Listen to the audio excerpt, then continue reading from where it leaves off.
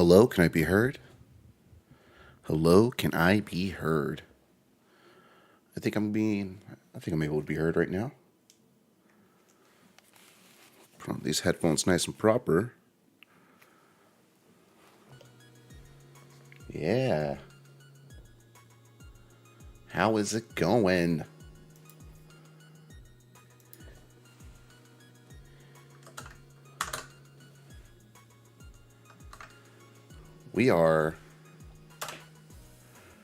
We're getting this thing situated. My camera actually works, as far as I know. And it looks like we're going to get ourselves another great conversation going. At least that is the hope for me. We're going to have a good conversation going. And yeah. How does everyone feel?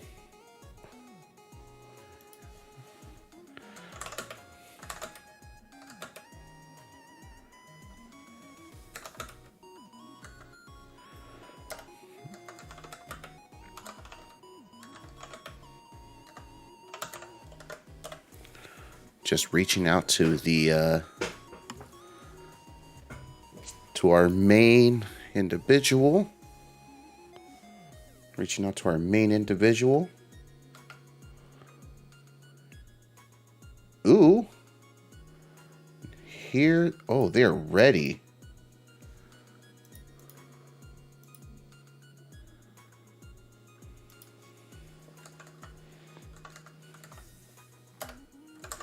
We are gonna go live. Looks like looks like our guest of honor is ready, and they're gonna be good for a chat.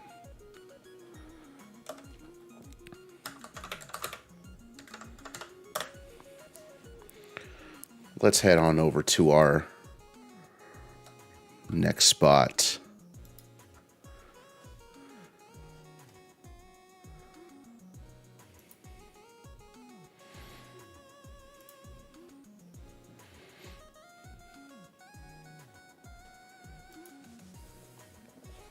Hello.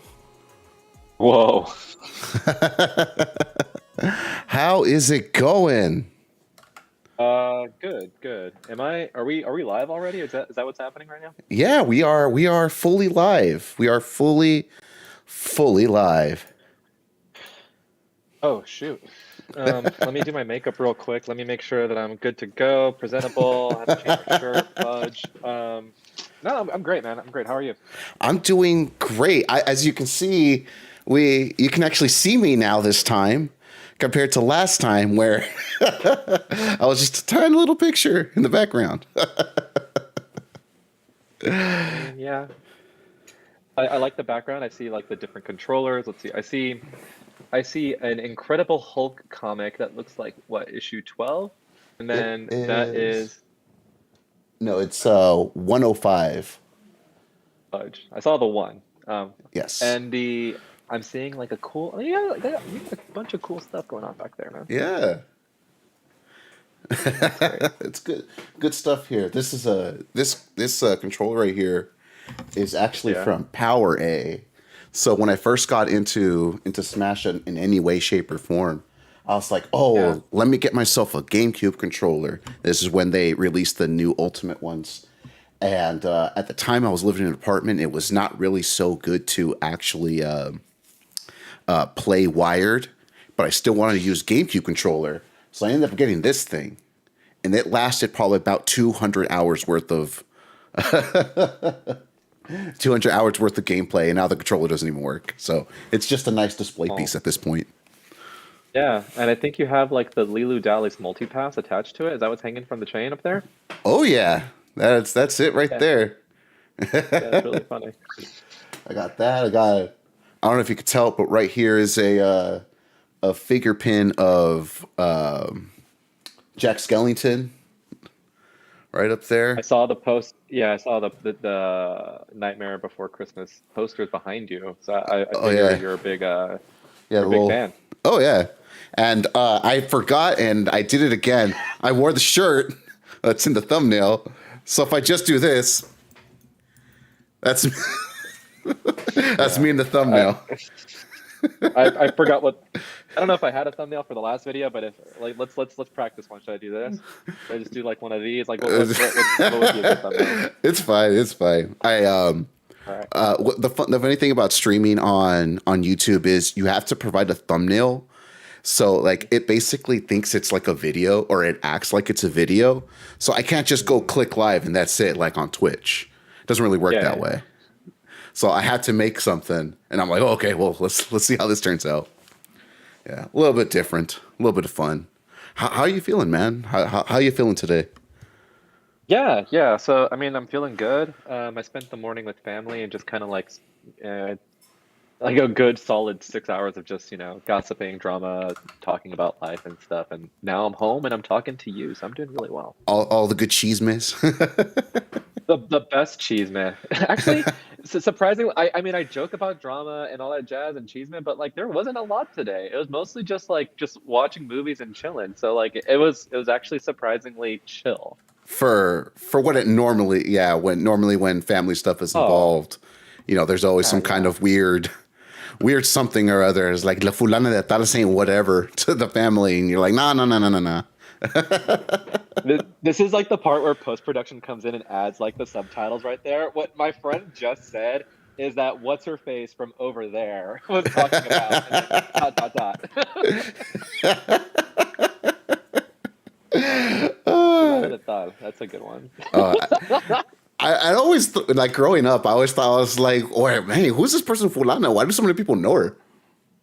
Dude, who's John Smith? Who is John Doe? Like, Right? who's this person? Literally. I hated that. I hated that. It was such a real sounding name that growing up I just hated. Like, why? Who? Tell me who Fulano is. How am I related to Fulano? Fulano. All right, you know how like you code switch sometimes, where you're thinking like, okay, I'm speaking in English. I have an English audience, so I need to like kind of Yeah. like add an English accent to the like Oh Spanish yeah. words, and I do that quite a yeah.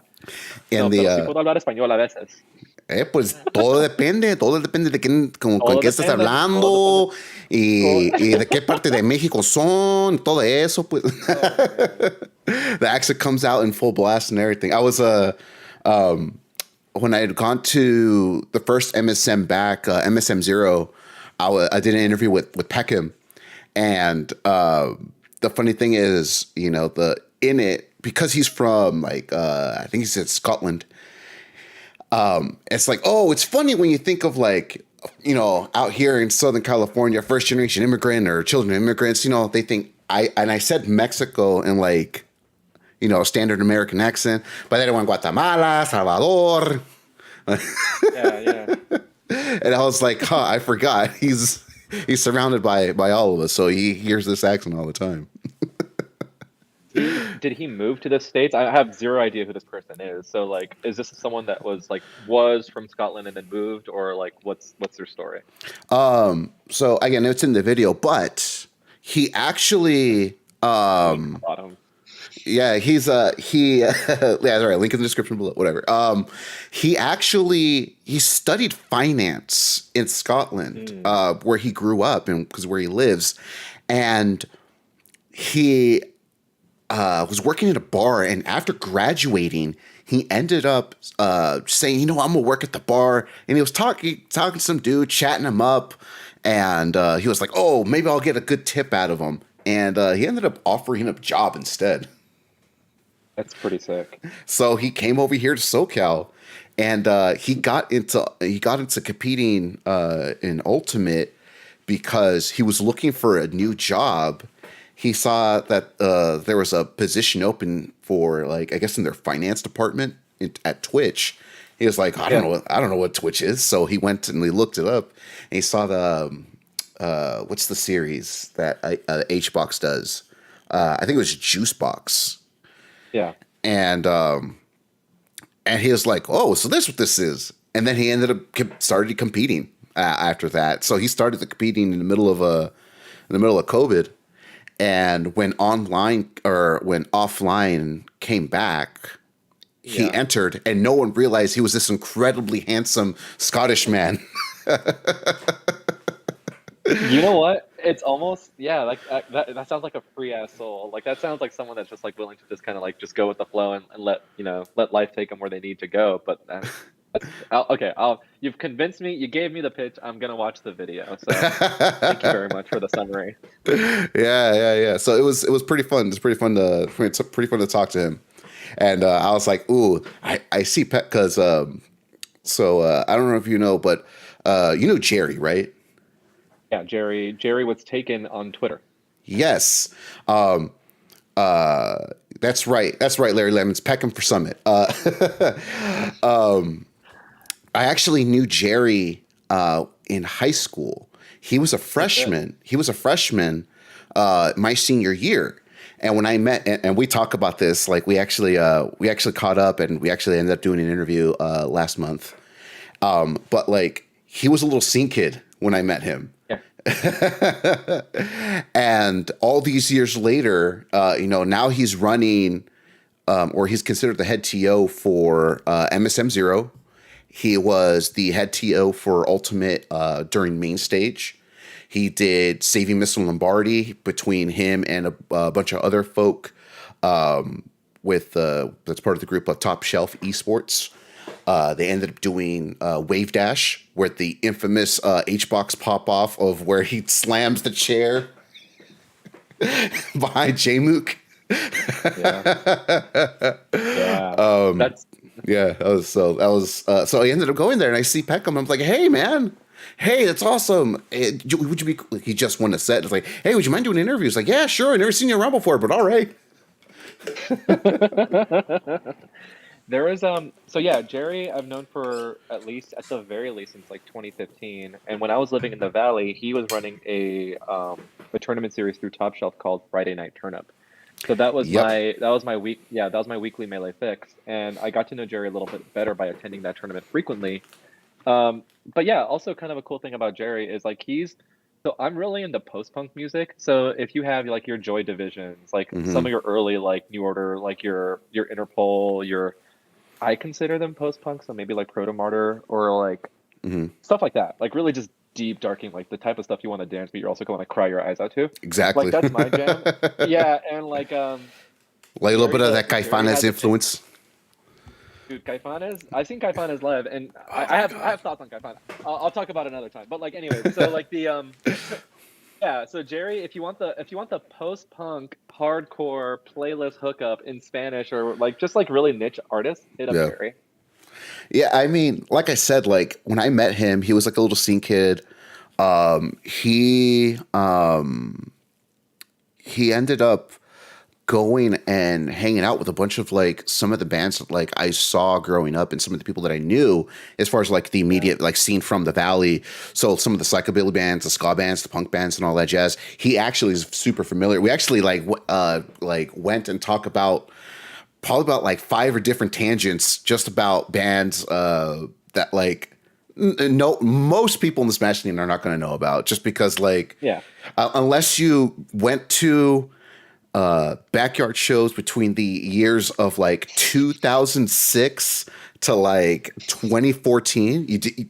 And unless you were part of that, you had no idea this stuff existed. This is like peak MySpace core.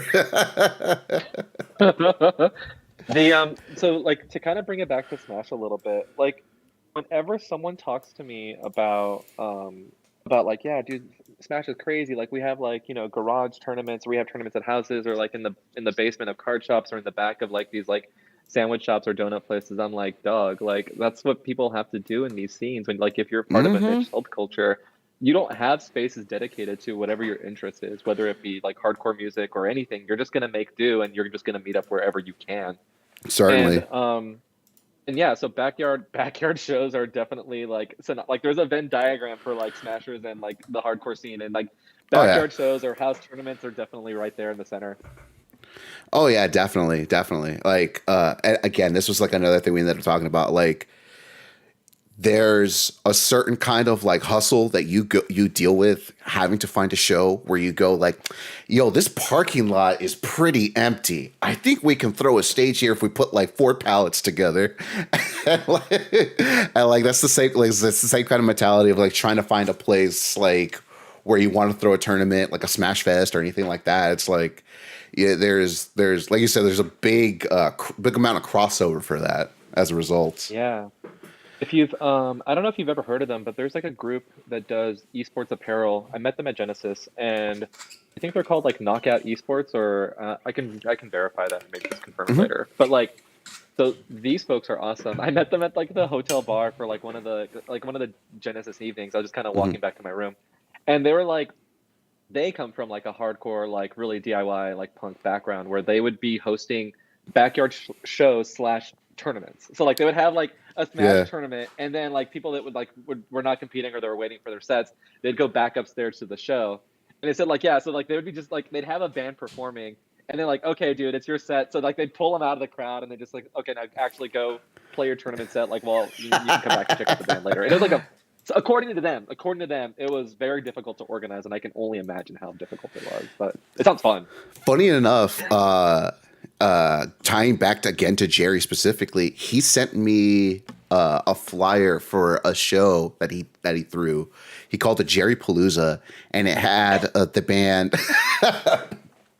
It had a bunch of bands that like we both had like a lot of like reverence for from the local scene.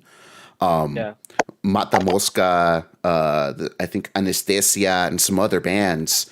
yeah. But it was a singles and doubles melee tournament show where they Yeah, that's what I want had to do. a taco they had a taco place or a taco lady right there set up. Someone made So doing good. micheladas. And like if you didn't feel like watching part of the tournament, they had the bands playing at one point, and I'm like, yo, that's awesome.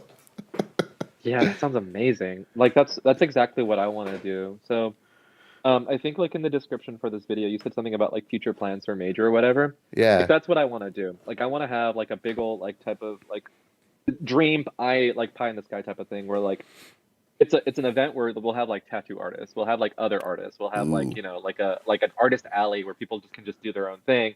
We'll have people like setting up like taco trucks or just any kind of food truck, and then just Ooh. having Oh yeah. during like pools matches, like where people are just going to be dicking around anyways and need something to do. Yeah. Like okay, sure, like we'll have just like a battle of the bands or like open mic karaoke or something, and then like the Ooh. next day would be top eight. But like that's Yeah. that's kind of like that's my goal, like just like a party weekend, and then just kind of like tournament slash event as an excuse to hang out, you know? That's awesome. Hold on. Let's we actually been going for a little bit. Hey guys, welcome back. This is Drug Free Plays is the channel. This is Straight As Jesse. We're talking, we're wheeling dealing.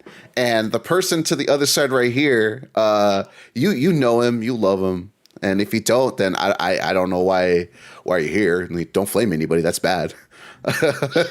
Deal for real over there says big oats. But introduce yourself to everybody again.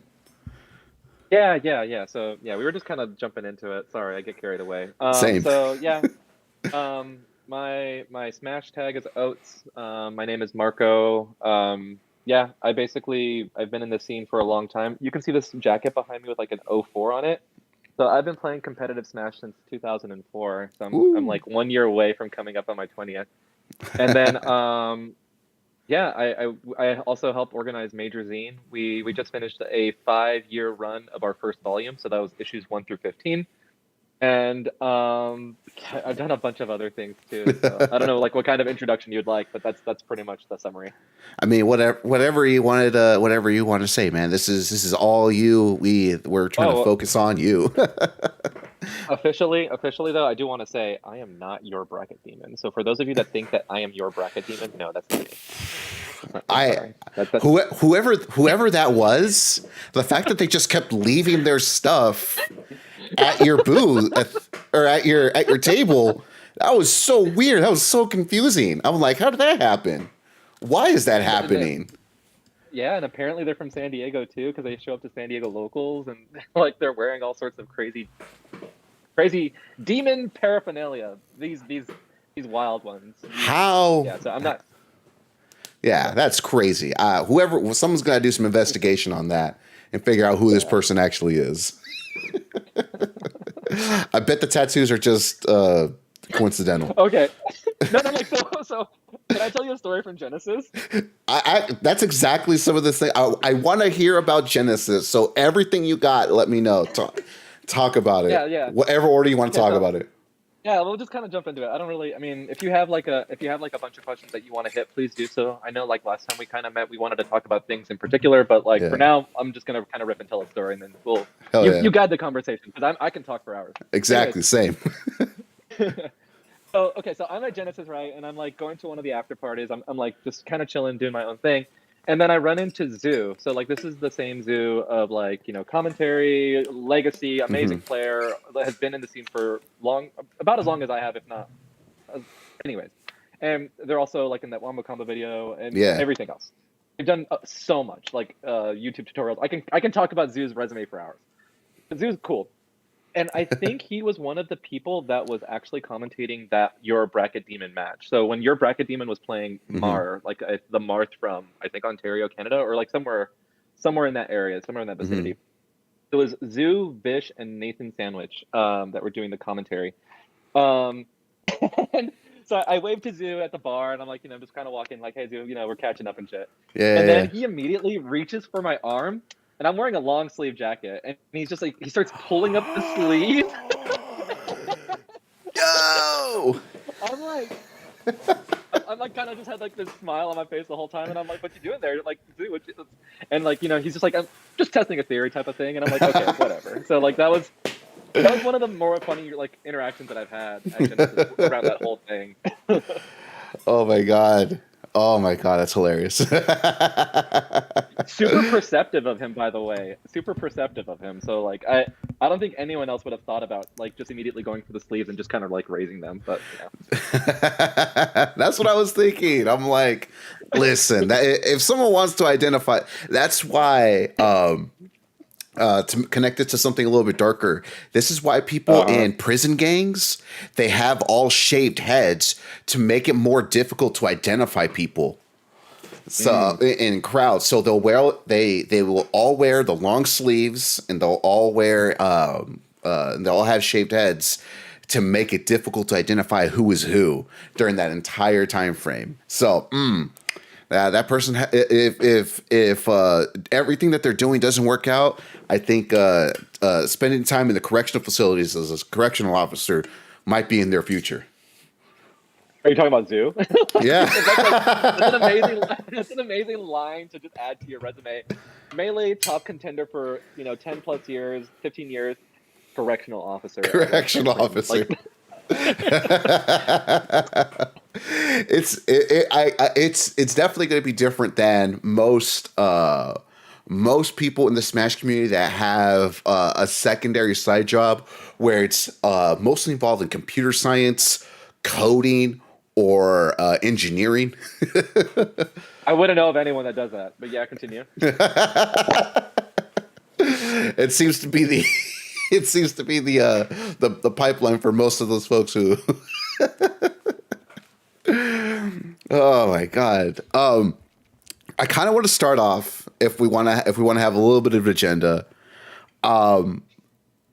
So I think you had announced probably the beginning or mid December. I want to say mid December, late December, that there was going to be that companion piece happening for Genesis Mm. with Yeah, yeah, Major. So what where did that inspiration come from? How did that yeah, happen?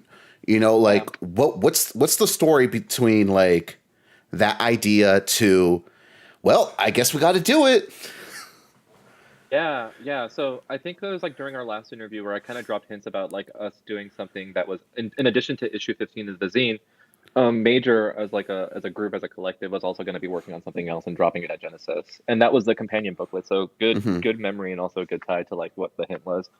So I think the when we originally pitched Major, so like 5 years ago, 5 plus years ago, I was talking with one of the co-founders about it. I had always thought it would be cool for Major to be like this kind of this in-person piece of memorabilia that you can take with you and read through. Like if you're sitting in top eights, you can just kind of look at it and be like, okay, cool. These are like, player stories or people that are in attendance at the event. Mm-hmm. But also we would have like interviews with the TOs. And I think that was before like I even thought about including like player blurbs or anything like that.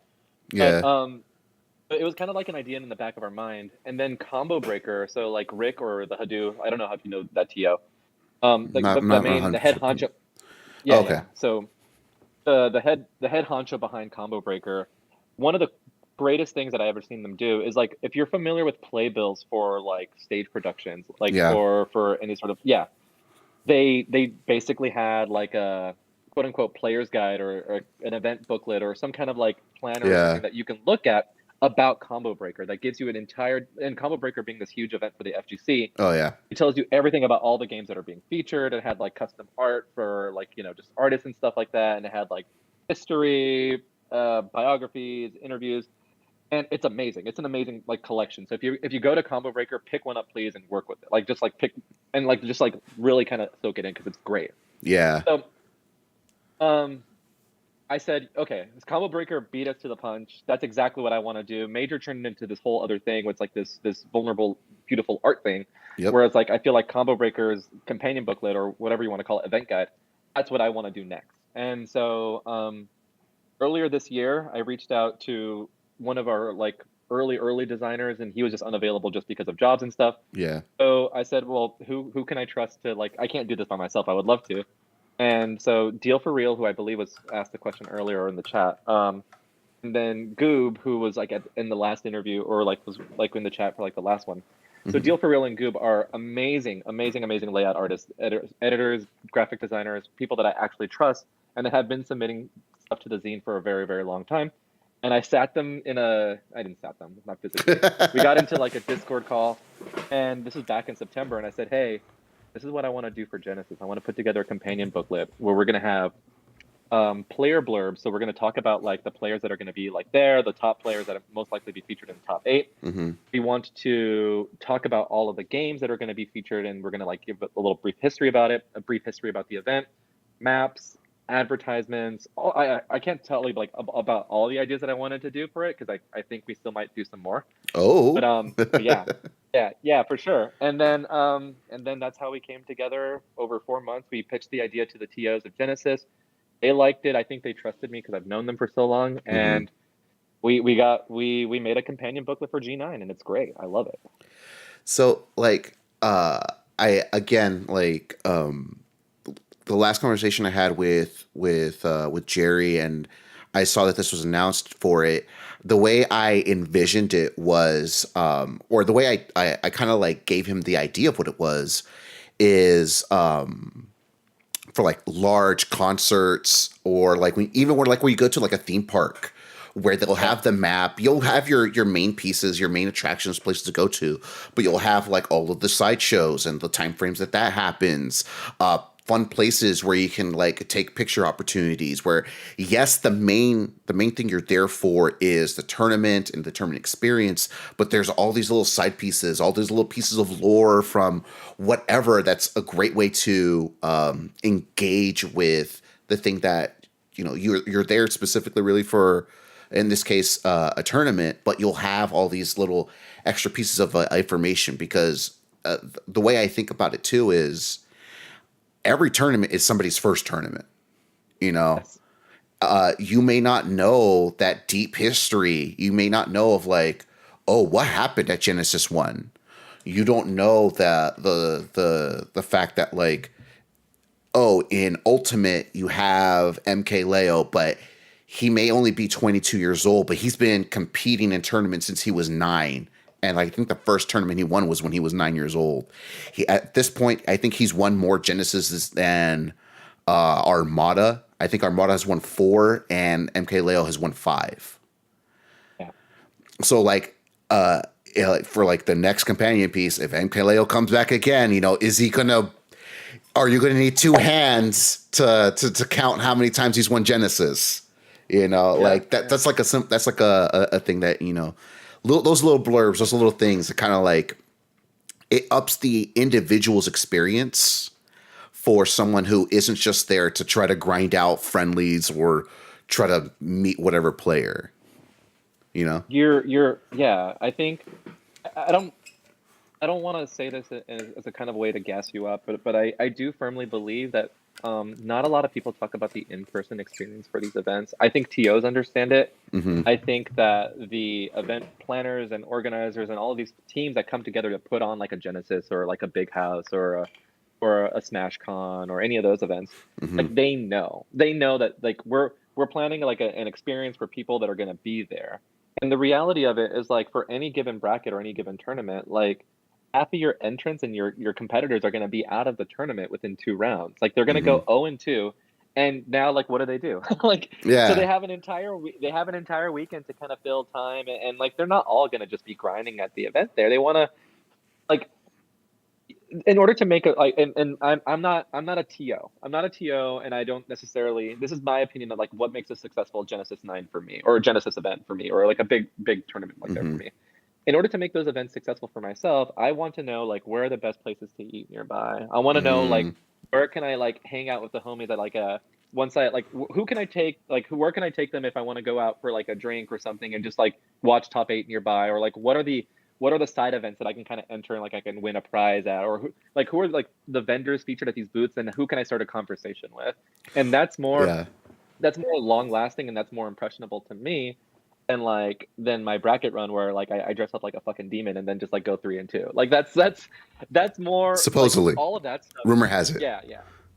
Yeah, sorry, allegedly. Allegedly. The like and like that's part of the reason why I put on that character is because like I know that I'm not a Mango. I'm not a Leffen, I'm not a Jmook, I'm not a Zane, I'm not an IBDW. I'm not even a top ranked player in my region. Like that's sincere. Like I'm not gonna win these events.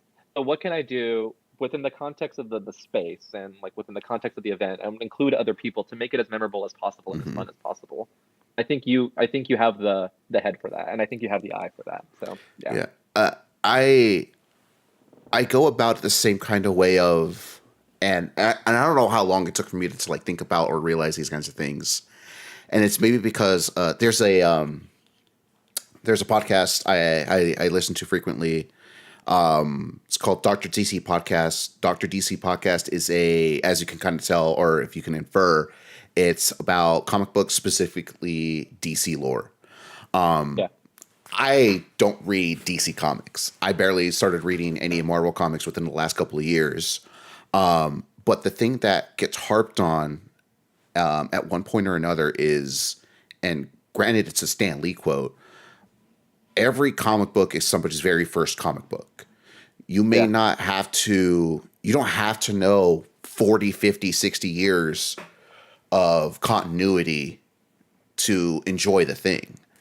And that's the same kind of deal of like, if you go into any space, how much insider knowledge you need before you actually go to enjoy it, you know? Yeah. Like the other thing too is like that sentiment is echoed in the eyes of many commentators. Every tournament is somebody's first time watching a Smash tournament. So when people would say, "Oh, we all know these super simple basic things," like, well, yeah, because you've been playing the game for, 15 hours a day on your time off. But the person who's running into it for the very first time, they're going to just see two people on screen not knowing, and they don't know what's going on. So it's up to all the context clues around them to kind of fill them in on certain things here and there. And to create that level of accessibility brings more people in, and it brings in more people who want to be part of the experience, which in turn, hopefully, it can bring in those people to show up in person, which at the end of the day, if you're running a tournament, if you're running an event, if you're running whatever, more people in there and more people wanting to be felt or being felt that they can be invited is better for the overall thing. There's no need to gatekeep any of that, you know? No. No. Yeah. Yeah. Absolutely. And this is like even kind of setting aside like monetary incentive or profit. Like I would hope that whoever's watching this or whoever like has any sort of thought about like or like TO finances or whatever, like just completely dash those ideas, like destroy them, put them in a trash can and burn them. Cause like these are people that are working at a very, very, very, very, very like risky level when it comes Oh to yeah. just kind of like managing these events. Nothing is absolutely guaranteed with them. Like you could have like a fire alarm or something go off and like the whole thing will just be kaput and you've just lost your investment. Yeah. And like the this whole thing is just one giant labor of love. It's one passion project that just kind of includes other people to bring out their passion projects. And yeah, like there is zero reason to gatekeep. And there's like if you want people to see you for who you are and to like for the things you love to do and how you love to spend your time and the things you love to talk about, just like yeah, you need to be inclusive and open Yeah. it up. So I appreciate you bringing that up. I think it helps that I've seen and experienced a lot of life at this point, because Yeah. when you think about some of the, how can I put this without trying to get like weird, when you see and experience as much as a person does, Yeah. and you go through and see the horrors of the real world, you don't want to bring that into these kinds of places. You want to make it so that it is that level of escape for some people, and it's their refuge. It's their, for lack of a better term, it's their safe space, right? Jerry had said during that talk that like, yeah, there's a lot of crazy, horrible, big things that are happening out there. There's a lot of discourse, especially because MSM Zero was happening just after main stage and just after the whole Panda SWT situation. Like his idea is we want to just throw our tournaments and give the people a place to go to, so that they don't have to think about or worry about all those kinds of things. Yeah. Yeah. I actually have Jerry's great. If He anyone is is. out there, like if you want to follow a good TO, follow Jerry. Yeah. Jerry was taken on Twitter. The and top shelf esports is the org that they head. Oh, real quick before I found a doc that my brother actually in there, Larry Lemons, had found. It's called Locals, and it features Jerry. I guess it was filmed at, I think the place was called Schoonerville, right? That's where Friday Night Tournament was. It features him and a bunch of other people in there. You see Lucky, you see a bunch of folks, and Jerry is the actual thumbnail for it. So if I find it, if I find it again, I'll send it over to you so you can take a glance at it. I think it's about like 8 minutes or so. So you're like, oh, that was 2007 to 2008 or 2017 to 2018. So Yeah. I'll send that over when I have a chance. Yeah, and I might show up in there because like every Friday it was just me and my partner going there. So that's a good memory. I would greatly appreciate you sending that over. I'll find it and I'll send it when I can. Yeah, fuck, what was I gonna? Sorry, can I swear? Go ahead. No, We're fine. We're fine. No, so you were talking about like providing Smash as kind of like a refuge or a safe space for people that want to kind of like just have that type of escape. Mm-hmm. And I'm gonna challenge you there. So like one thing that I don't necessarily agree with that. Like I agree that Smash should be a very safe place. Like safety should be the number one concern for any TO that wants to run an event. Like Certainly. more so than more so than like the accuracy of the bracket or seeding or anything like that. Safety comes first. Like as long as people are feeling safe, they're gonna have a good time. Like you can facilitate them having a good time. Yeah. But as far as like kind of like escapism, and this is where like I'm gonna get spicy and I'm not kind of afraid to kind of say it, is like I think that we still need to kind of realize that we are in the real world. Like we have, and this kind of comes back to that original talking point that we were having about controllers like 2 or 3 months ago, where it's like you live in a real world where you still are going to have like the burdens of like finances and politics and your relationships outside of Smash and everything like that, and to want so badly for that to never enter what you're doing with Smash. And like the biggest example that I can think of is like if someone were to use their Smash platform, like let's say like an IBDW or like an MKLeo or like a Spargo, if they were to say something like just talk about immigration with their platform, you know how many people would comment and say like, "Why are you bringing politics into Smash? Just play your video game," you know? And Oh like yeah, that's when I would say like, "Why are you so afraid to confront the real world? Like, why are yeah, you so?" And a lot of it's like, I get it, I get it. Like politics and things like that, and even like all sorts of nasty stuff. Like, yeah, that doesn't necessarily belong in the same sentence as like Byleth wins over Steve. But like yeah. I it, guess it, it's it true. really it doesn't belong in the same sentence.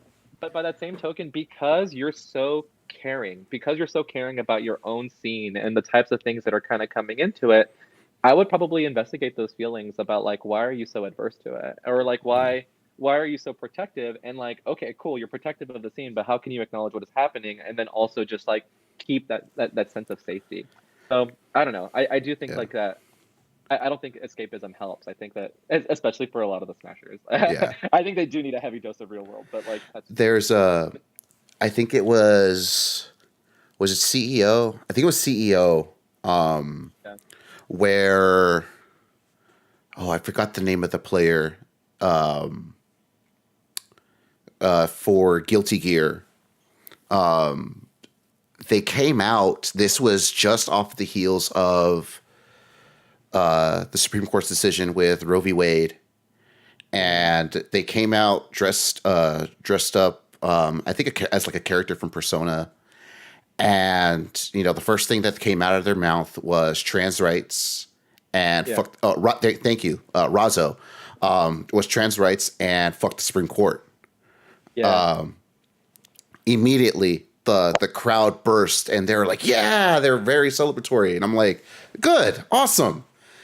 And then I send, oh yeah, they had just beat Hotashi. They just beat Hotashi right now. Oh, my brother's watching Frosty Friends. Oh, good to know. Just after that, people went insane in the chat saying, why do you have to bring politics and all this stuff into fighting games? And Hotashi had ended up putting it out there, not doxing them, but like finding every person who said anything transphobic, anything misogynist, and I think made like a bot to like find them so that they can be auto banned from their these platforms in Twitch chat, which like I think that's pretty fun. That's fun to hear. That's hilarious. Because like he's calling these people out hard and he's using this platform for that, or was using this platform for that very reason. Yeah. Because in order to create these spaces where we want to feel a person can be their most authentic versions of themselves and Yeah. they can exist in the way that they are meant to exist and express themselves in the way that they want to express themselves, we got to let them know, and we got to give them the goddamn hands and say that shit is not acceptable. Yeah. Yeah. I'm like I'm cool with the initiative. Like I'm cool with like the sentiment. I'm cool with like yeah, that's like that's the fire that you want. Like that's the ally that you want to be able to kind of just like really preach, or not preach, but like spread their truth, you know? Mm-hmm. I like that you also kind of brought up spaces, because I feel like in some more like it basically in some, I do a lot of like racial awareness training and a lot of like empath training and a lot of like these types of things that kind of like help out with mental health things just because of the nature Mm-hmm. of my job and my interest outside of Smash. Mm-hmm. And like there's a common, not a common thing, but like there's a growing, so like the use of the phrase like safe space is amazing, right? Because we kind of like we're creating this space where we want to be able to make it safe for folks to express their truths and to be their authentic selves and to tell, Mm-hmm. hey, this is, you'll be fine, you won't be admonished for that. But I think like there's like a growing backlash, or there has been a backlash towards that. Like we're saying like it's not, it's not challenging people enough and giving them like the practice that they need, that you would kind of like face like the backlash, or like the what's it called, the retaliation that you would Mm-hmm. receive if you were to have that type of authenticity out in the real world.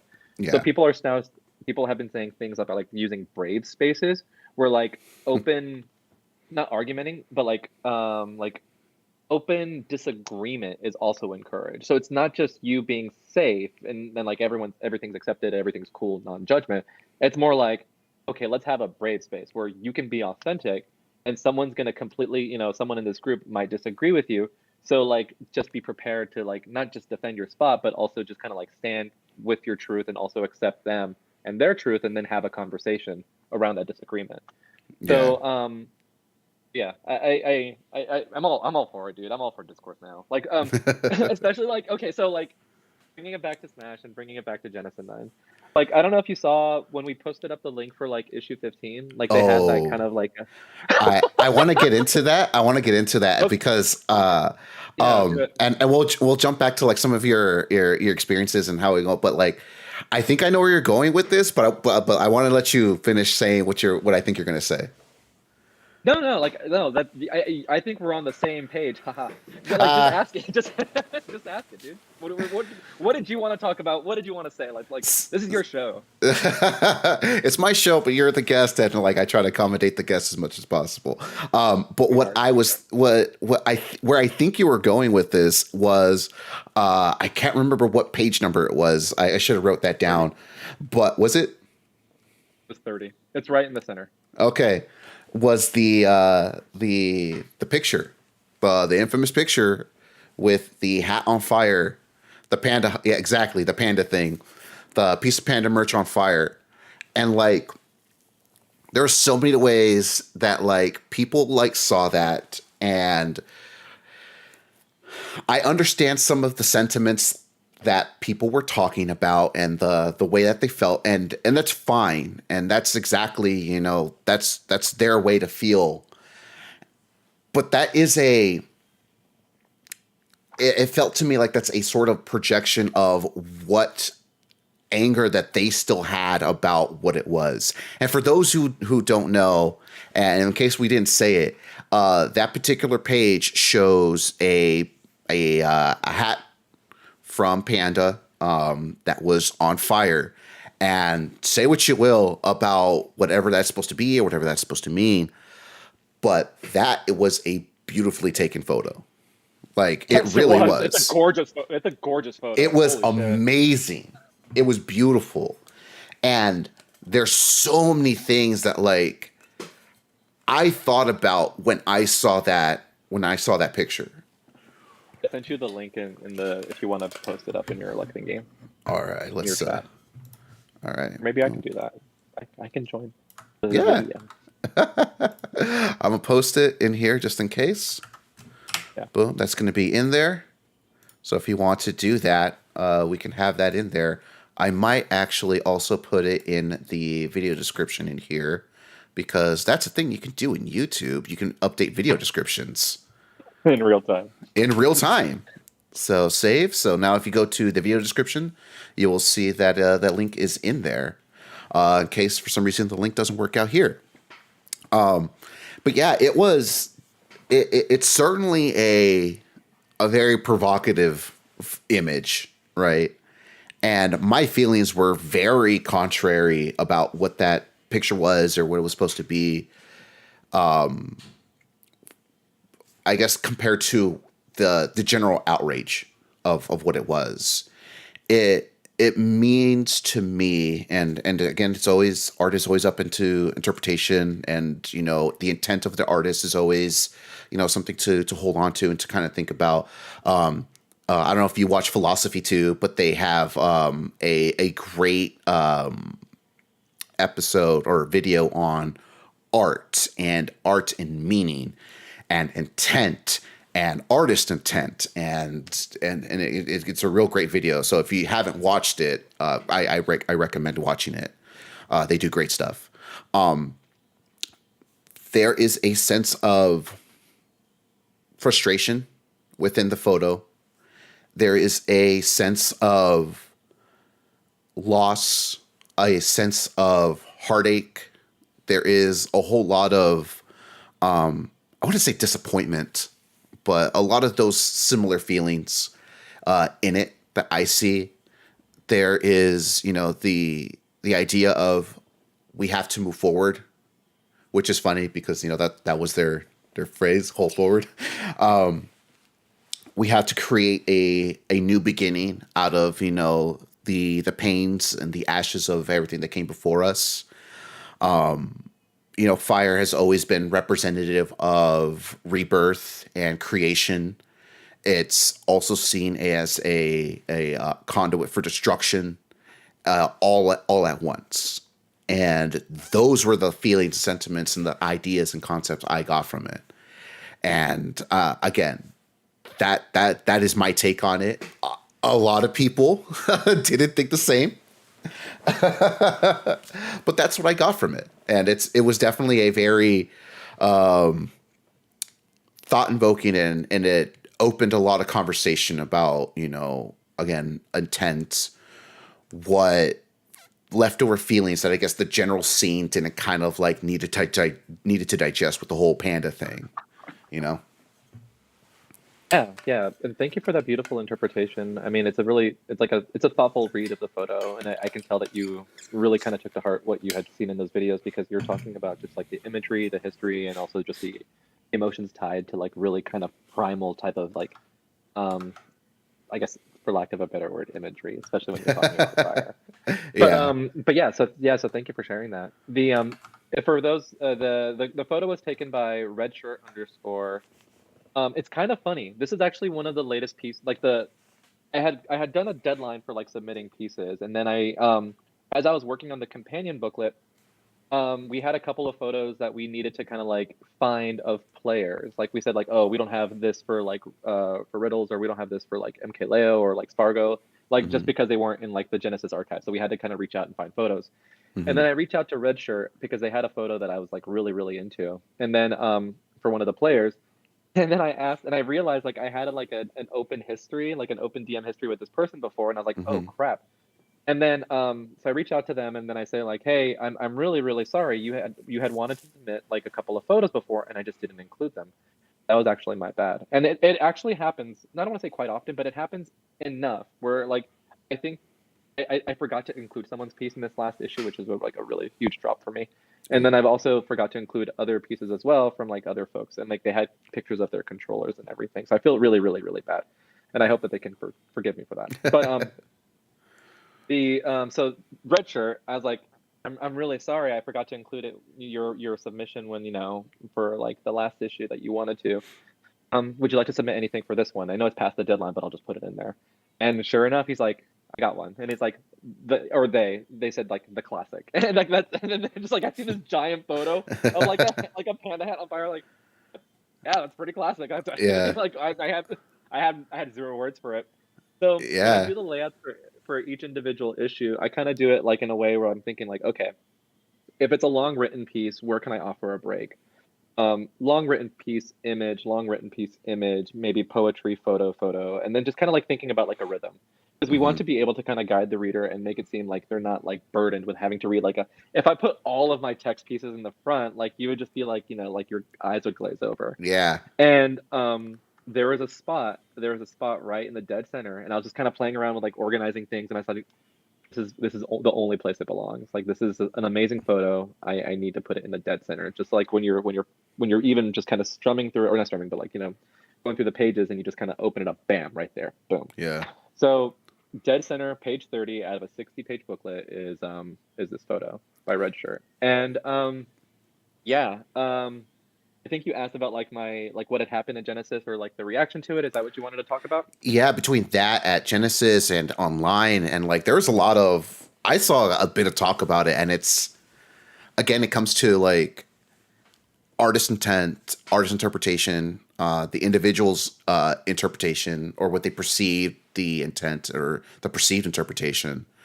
And like, say what you ever want to say, and say what you will about people. Like sometimes people don't want to think about, what does this singular photo mean? Like what do I think about? Like what, and they don't go inward, and they kind of just see it. It's like it's a hat on fire. They're saying fuck panda or whatever, you know. Yeah. And it led to a lot of like strange discourse that like you could tell some of these people aren't as experienced with seeing things deeper than a surface level, you know. And and maybe that might have caused some of it. And I kind of want to see from your end, in person and online, like what did that look like? What did that feel like? And I know you had to issue a statement, or you ended up issuing a statement about it. Yeah, yeah. So I didn't know. Like I was so in the moment of like I need to run this table, I need to organize this, I need to be here at this time, and this time I need to like go to my polls. Like I think we dropped it on Friday morning, and then it wasn't until like Friday afternoon that people started talking to me about like, hey, what's going on? Like your thing is getting traction. I opened up my phone, and like my Twitter, like my Twitter notifications were usually like they're one or two. Like I only have like one or two Twitter notifications. I'm like, okay, cool, I'm happy with this. Yeah. But like I had like tens, maybe like a bunch, and I was like, fuck, what did I like? Did I forget to credit someone? Like, what did I do wrong? You know, like how did I fuck up? And then I actually read through the discourse, and then it's pretty funny because a lot of the people that had kind of responded to that I saw throughout my day at Genesis, and Hmm. you know, like I was like, okay, so like maybe I saw them before it, like they saw the actual page itself or after, I don't know. But anyways, so I immediately thought, okay, how do I protect the people that had contributed? Like, how do I protect Redshirt? So Hmm. I reached out to Redshirt, I messaged them, and I said, hey, I'm really really sorry about this. I hope that you're okay. I hope that you don't not feel under attack or like no one's kind of coming at you or anything like that. And then they said like their response was like, it's totally fine, thank you. And then they immediately quote tweeted like the photo or something, and they said, this picture is fuego. And I'm like, I was, Awesome. I'm like, okay, okay, like this red shirt's fine, red shirt's cool. All right, we're cool. Like Richard fine, next order of business. And then I went to the Discord for Major, and I did an announcement in there, and it's basically, you know, telling folks, hey, thank you for your contributions to Major. You know, if you submitted something, I really appreciate it. I'm sorry I didn't really credit you with our long credit thread. I'm just busy at Genesis. But also, if you feel offended by this, please let me know and reach out to me, because like Hmm. the contributors are submitting blind. I want to remind folks that like when you submit to Major, or I guess the publication that it is, um, you're just kind of like submitting something hoping like I remember, because like a lot of the times I forget. You're hoping that I remember to not only Yeah. take your piece, put it on the page, design it, lay out it, and then like include all of the other stuff, and you're Yeah. also hoping like you're going to be in an okay final product. You have, it's a lot of trust. Like Yeah. these submitters, contributors are trusting me to put something out that's good so that other people would want to watch it, and then like the whole platform, it's like it's just one giant platform for like really showcasing beautiful work. So Yeah. like making sure everyone else is okay. No one was offended. No one really messaged me within the contributors that I know of that was offended. So it's Yeah. like, okay. And then then I was like, I took that same statement I sent to the Discord. I edited a couple of sentences. I really kind of wanted to key in on making sure that the people that were offended could feel comfortable and safe. There's that word. That's safe about Yeah. like being able to DM me if they are feeling that way, and I'll have that conversation. And that is my responsibility, and it was only Yeah. me. But I would also challenge them to be brave and to really kind of confront like any sort of feelings, or like really kind of see it for like Major is all about artistic integrity and like Hmm. sincerity and vulnerability and like presenting, you know, what we feel and how, and like whatever you're proud of in that moment, right? So I stand by the decision that I made to kind of include it, and I'm really really sorry. We could have a bigger conversation about being offended, and I don't think that was the intention at all. Yeah. But yeah, like this is, and I so yeah, but that was my statement. The cool thing, okay, so the in-person reaction after all the like the dust had settled. Hmm. Um, again, I had seen the people that were like that were offended or that were quoting like and doing all that stuff. I was actually kind of like walking next to them at some points, or like over the course of the weekend, and they never came up to me. No one ever messaged me directly. No one ever said anything. So Yeah. like I was like, maybe just that initial hit happened and they were just okay afterwards. Yeah. But a couple of ex-Panda employees came up to me. Some have DM'd me, and some actually came up to the booth and said, "Yo, that picture's sick." And I'm like, I'll let people decide who I'm doing impression like of. Yo, that picture's fucking sick, man. Don't like. And I'm like, okay, dude. Put the That's picture. awesome. I just put it in. Yeah, yeah. So a lot of people were really supportive. Okay, so one person in particular actually was like livid. They were like, I can't believe this happened to you. I can't believe people are doing this to you and coming after you. Don't they know that Major is completely grassroots? And don't they know that you've been in the scene long enough that you love all Smash games? Like, how the hell? And then like there were some people that replied to the initial like link that I dropped Hmm. that were also kind of like really livid and upset and offended. But I think they deleted their replies and then they ended up following the major account. Hmm. And I think it was because they realized like, oh shit, like I've known Oats for a long time. Like this is actually this is the person that's running it. Like, oh shit, like I would hope that once. And that's the funny thing about Major, and we can talk about that, like if you want to talk about like next steps for the future. The funny thing about Major, especially over the last 5 years, it's like it's so Hmm. closely associated with me. Like I'm this is just complete self-awareness. Like I know when people look at the Major Zine account on Twitter, they sometimes their mind immediately think, oh, this is Oats that's writing the tweet, or this is like an Oats thing or an Oats production or whatever like that. And Yeah. I mean, that's kind of what I have to live with for better or for worse. So like I think eventually people realize like it's me, and hopefully like I have years of goodwill and trust Yeah. and all sorts of other stuff that they can understand like I'm coming from a good place. Yeah, I think you had also put that in the at one point. I think just after, I want to say it was just after episode issue 15 had dropped. That the overall goal wasn't to have the Oats project. It was to create something that people can go and express themselves in and express the greater scene in, and kind of just be the conduit for all these people to kind of show who they are beyond that. And it's a thing that sometimes people have to struggle with, that they are, like you said, for better or for worse, the figurehead, the face that people think about when it comes to something that, like, in a way becomes more of a monolith. And even if it's greater than what they are, they the person who's in charge of it is seen as these, almost like the sole responsibility, or they become the person that has the sole responsibility for what it is, even if it's at this point beyond everything that they could have ever like put together, you know. Yeah. Yeah, and I think that was kind of like that was really beautifully worded. You're a really good like you should look into a career with public speaking. I mean, I hope this is a really good outlet for you for like that Oh those God, skills. listen. I want to say this.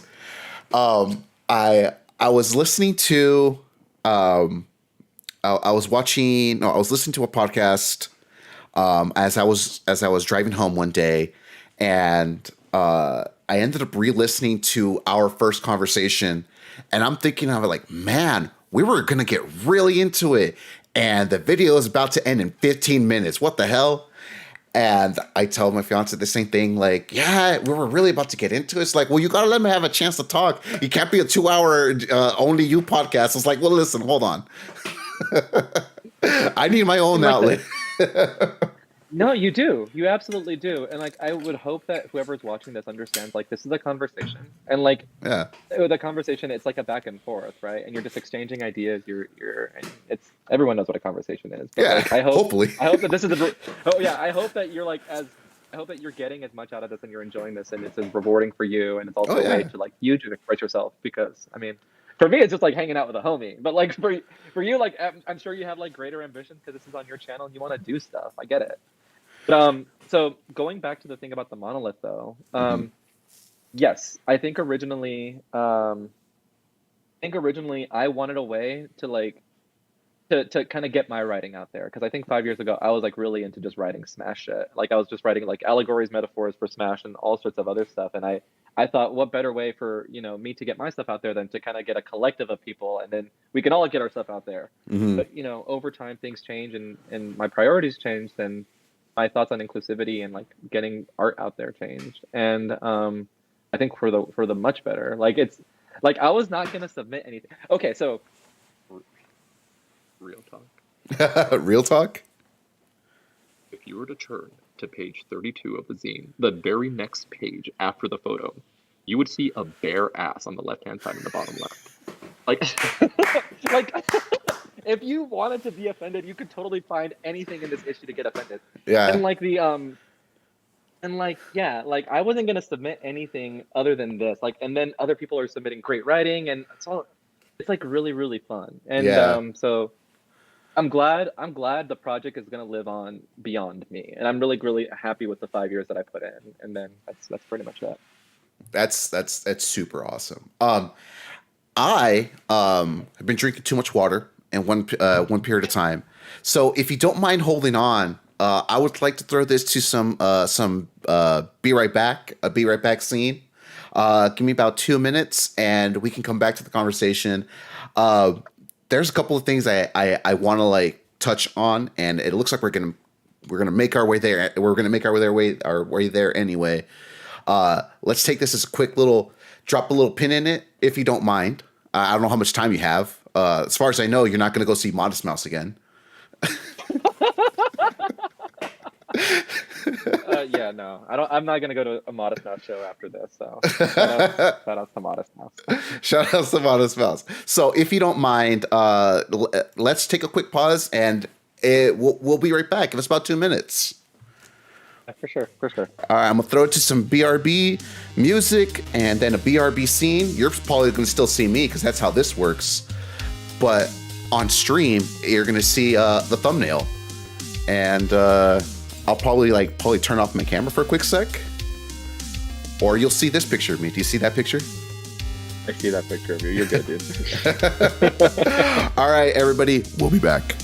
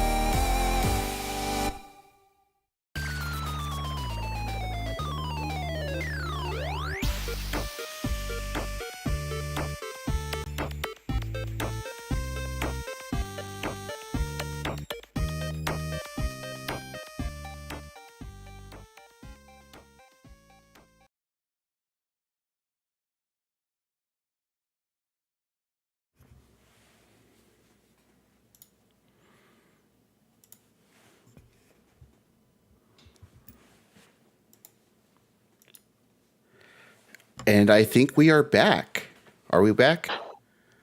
Yeah, you caught me in the middle of looking at my phone, dude. You gotta warn me. It don't matter. It's fine. It's fine. It's fine. As long as no NSFW was directly being pointed at the screen as if you were doing this, I think you'll be No, fine. gosh, I don't know how real you want me to get with like NSFW stuff, so I'll just kind of hold back. But like no, I don't think there's a risk of that. All right, good. That's cool. That's cool. We're good. We're good. We're back, everybody. We are back. Oh my god. I also stopped by to kiss my dogs because they were waiting in our bedroom. I went by and gave them a bunch of kisses. So, being someone who's raising a puppy now, I think you understand the sentiment of like seeing the dog and just giving them affection and kisses just because they exist. You know what? I love refusing. Like I love refusing. I love receiving affection and kisses just because I exist. So I extend the favor out to any living thing that I can affectionately love and kiss. So yeah. There Definitely. you go. We are back, everybody. So last thing we were talking about is kind of like the idea of the being a monolith, and now Major's kind of moving on, and like there are two pathways. It seems like where this is going. Does that sound about right? Like there is Major one way, and then we got everything Oats is doing over here. And like there's two kind of like diverging timelines, if you will, about some stuff that's happening. Since the zine is I'm laughing because you make it sound so freaking epic. I'm like, dude, I'm just like I just stopped like editing a zine. Like it's not like I'm not like fucking messing around like with the time stone and like creating a new timeline. Like it's not this isn't just like Infinity War, you know? Please continue. No, please continue. Gas me up. I love it. you have see I made a post on the actual YouTube channel about trying to get as many stories out there as possible, and then the more I can talk about it, the more these kinds of things can get out there, the better it is for everyone. Because, and we've said this before, and I've said this in to a bunch of other people, that like, yes, you know, Mango, HBox, Zane, MKLeo, Riddles, Spargo, all of them are super important. But there's always those little stories you never hear about. You know, I had no idea who the fuck Hanky Panky was until someone said, "Hey, you may not know this person, but look at their storied history," right? You know, so I want to gas you up for as much as possible for these kinds of things, because these stories are super important, and you know, someone has to talk about it. There you go, the unknown god of Melee, Hanky Panky. Yeah. So there is this divergence now going forward. Now that the issue has dropped, and I'm sure there's going to be more Genesis stories, and you know, as soon as you get the inspiration one or something that comes to you, you're going to have Major heading one way, Oats kind of maybe going on a parallel path, but not exactly the same one. And what I kind of want to talk about, or at least the next place that I want to go to, is, do you think you kind of did what you could with it, and this is kind of how you decided, I think my direct involvement with Major is kind of run its course, and it now needs to continue on its own path, and you'll do your adjacent path, and is like the companion piece for Genesis involved in it, and like where does that come in? Did you know this was going to be the last one? Yeah. So I was around it was around April or March of this year, after I had done the PM Theater one. Like the PM Theater one absolutely killed me because I had been working on it throughout the entire night, and I didn't even have physical copies to pass out at PM Theater. Oh So I no. felt like really bad. Yeah, I felt really bad about it, and I was That just was like, their you know, like that was their summit, right? yeah, that was their summit. That was the project, the P plus PM summit. That's good. You're freaking good at this. Anyways, so like I tried. So I didn't have printed out physical issues, and I wanted to, and I felt really bad about it, and I was just kind of like thinking about how much how exhausted I was, and how much I wanted to deliver something for people. And so the next issue was going to be for actual Genesis 8, and I was going to print out physical copies, and I got a table for it, and I think I told like one or two artists that were contributing for that, I'm like, yeah, this is gonna be my last one. I need a break after this. I need this was like issue 11. Mm-hmm. And the boothing experience was fun. It was okay. But the reception and everything else that kind of came with it, it was great. Like I loved the fundraising aspect of it, because I think that was the first one we did fundraising for. I loved being able to kind of like to it was such a good one. Like if you look at 11, that's a Mm-hmm. fantastic issue. Like it has great poetry, great writing. The covers are amazing. One was done by Guppies and the other one was done by Drunk. Was that And I the was like, yeah, this.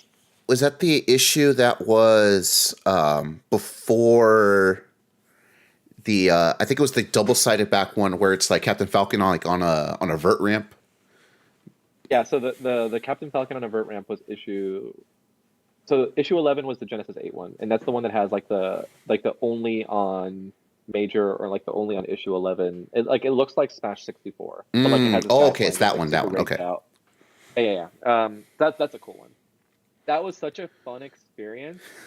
And then like I went on a road trip for like, and I told everyone, okay, instead of making it my last issue, I'm just gonna go on a break. Then I went on a road trip across to like Texas. I drove all the way to Texas for like a tournament, like a shitty little like water park tournament. I think it was Riptide. I think it might have been Riptide. And then Probably. Who shitty knows? little water park. I'm saying shitty, like it's actually like one of the bigger like Texas majors. I'm really really sorry if you're For those familiar. who don't know. But like yeah, it's actually a really big event. So like if I get like if they come at me for that, okay, you know what? It's fine. It's fine. Texas can totally take a swing at me. It's fine. I deserve it. But like that the actual event itself was so cool, because not because of the tournament. I think I placed really pooply, but I connected with people that I hadn't talked to in a while, and like the Texas scene is super cool. I met a photographer there by the tag of Majora that I'm a huge fan of, and that they've been contributing to Major since like the early issues. Hmm. And then like I went out to Austin. I partied in Austin like along 6th Street, and then I came back and I went to like White Sands in New Mexico. I went to Meow Wolf in Santa Fe, and that super inspired me. Hmm. I just stop by places and I get inspired by different pieces of art, or like different thoughts or reflections or music that I kind of like encounter along the way. And I'm like, fuck, dude, I'm getting the bug. And like, I'm getting like that. Like, I need to produce like a major issue bug, which is like Yeah. it's a very specific feeling. And so like, all right, fuck the break. So I said fuck the break, and then like I immediately said like, oh, we're accepting submissions for Pride Month, and then that was like the one with like the Pride flag and the different colored controller. That was Which like our identity issue. which is like that out of like the more recent issues, I think Yeah. that's probably like my favorite looking cover, because like anytime, like it reminds me of like when people make the Rubik's cube art of anything, and it's just like I thought it was like, oh, what kind of like pixels are they using or anything, and I realized it's the controllers of all the different colors. Like this looks great, and like the detail of it is amazing. So that's a really cool one. Yeah. And shout outs to Obregon, or Stacked. Rafael Obregon. Stacked, they're in the Midwest. They did that cover. So yeah, and then I just kept going and going and going and going, and then I think I took a break after the Captain Falcon on a vert ramp one. Then I did Big House. Big House. The boothing experience was kind of a gruel. Like it was really grueling, because I flew out to Michigan and I boothed there, and it was kind of really Oof. boring. Like I didn't want to be there. And then I really, really thought about it, and I'm like, why am I doing major? What have I accomplished with major, and where do I see myself? Like, can I get any bigger and better? And then I was really, really honest with myself, and he's like, no. I mean, I've accomplished everything that I wanted to. There are some ideas that I kind of left at the table, but like for the most part, Generally yeah, I've speaking. done it. I've done it. Yeah, I've done it all. Like I've how much more can I like do like another Smash poem that's a metaphor for like life, or like like what How can I much really do more with cover smutty art? fan fiction of fiction can you make? You know. Honestly, there's a growing fiction arc that I actually kind of want to write about. But anyway, so like The Nah, so like I'm thinking, you know what? It's cool. I've this is great. I love this project, but I think I've hit all of the high notes, and like Hmm. let's just do one last one, Genesis 9, 5 years afterwards. So it's issue 15, 5 years after the first issue, exactly. And then also I'll just accept everyone and I'll just tell everyone it's the last issue and that'll be it. Yeah. Yeah. That's I think that answered your question, I hope. Yeah, no, like, and a couple of things about that. Also, that like it's kind of fitting that like if you want to look at it as far as like the tournament is concerned, it is probably a, an amazing set of storylines that took place with like Ultimate Storyline was a really good one just because it was MK and like, you know, he's had his little bit of a slump. He's having his mango slump era right now where he's his Really? lowest placement. He I think he didn't make it into top 9 or to top 8 last summit. So his that is now outside of like this regional where he was working on Joker. He got like 33rd in Japan. This is his lowest placement, ninth place, right? Mhm. And it all happened in a year where he didn't. No one knew whether or not MKLeo was back, and he proved everyone wrong. Really? He proved everyone Yeah. wrong with more reverse 3-0s than you can think of. Funny enough, if you don't know, MKLeo has this astounding statistic. You are more likely to lose to him in a reverse 3-0 than you are to win against him. So That's if pretty you're good. up 2-0 or if you're up 2-0, you are very likely going to lose. I think his statistic is somewhere in the 70 percentile of being able to win with the reverse 3-0. He would have to lose 70, not 70. He'd have to lose 50 something best of fives in order for his ratio to be under 50%. That is gnarly. So like there's that, but like the story that of Esam broke that rule. Yes, Esam did break that rule, and I think the only other person who did was Mars. Had MK Leo hit that back air, he would have started the reverse 3-0, and then the legend of MK Game 4 Leo would have continued probably. But the on the melee side, you have the validation of Jmook.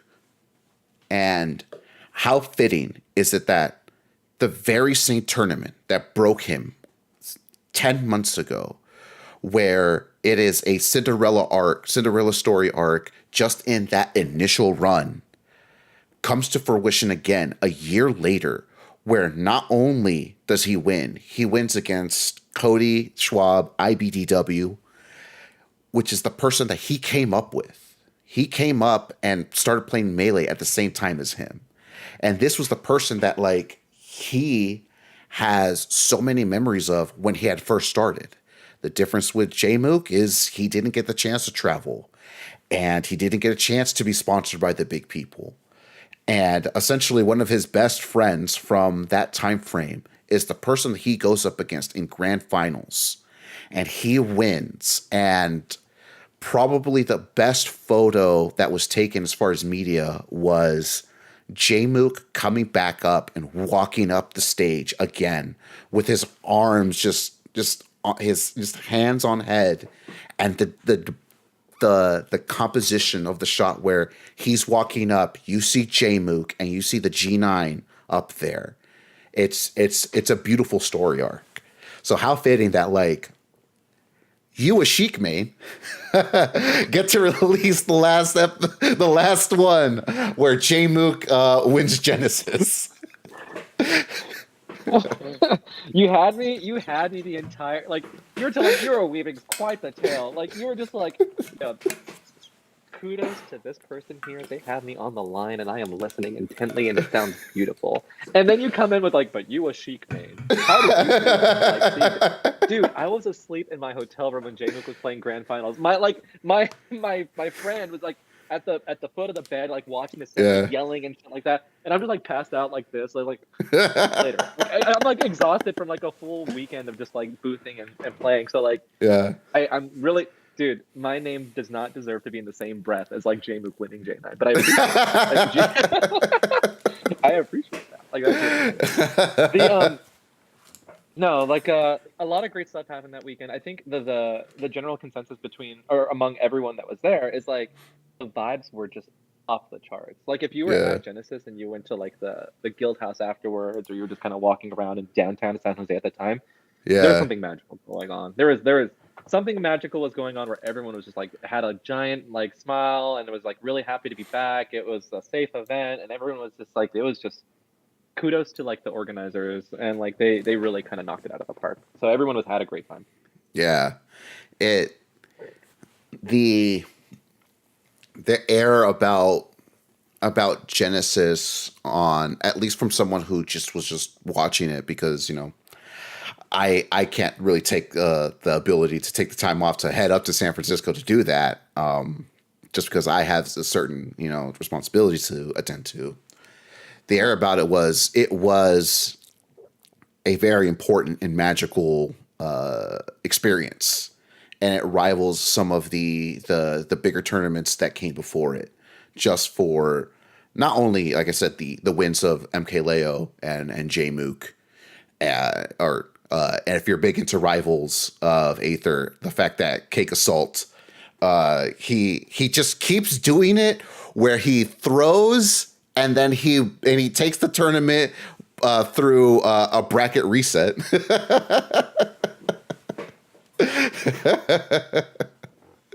Right? Yeah. Yeah, it was definitely certainly something that people have are definitely going to have some kind of regard for.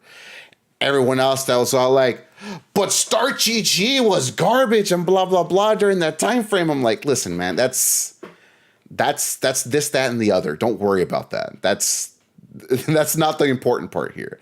No, Yeah. the only reason I remember that because I thought it was funny that people were mad about it. People are going to remember all the stories.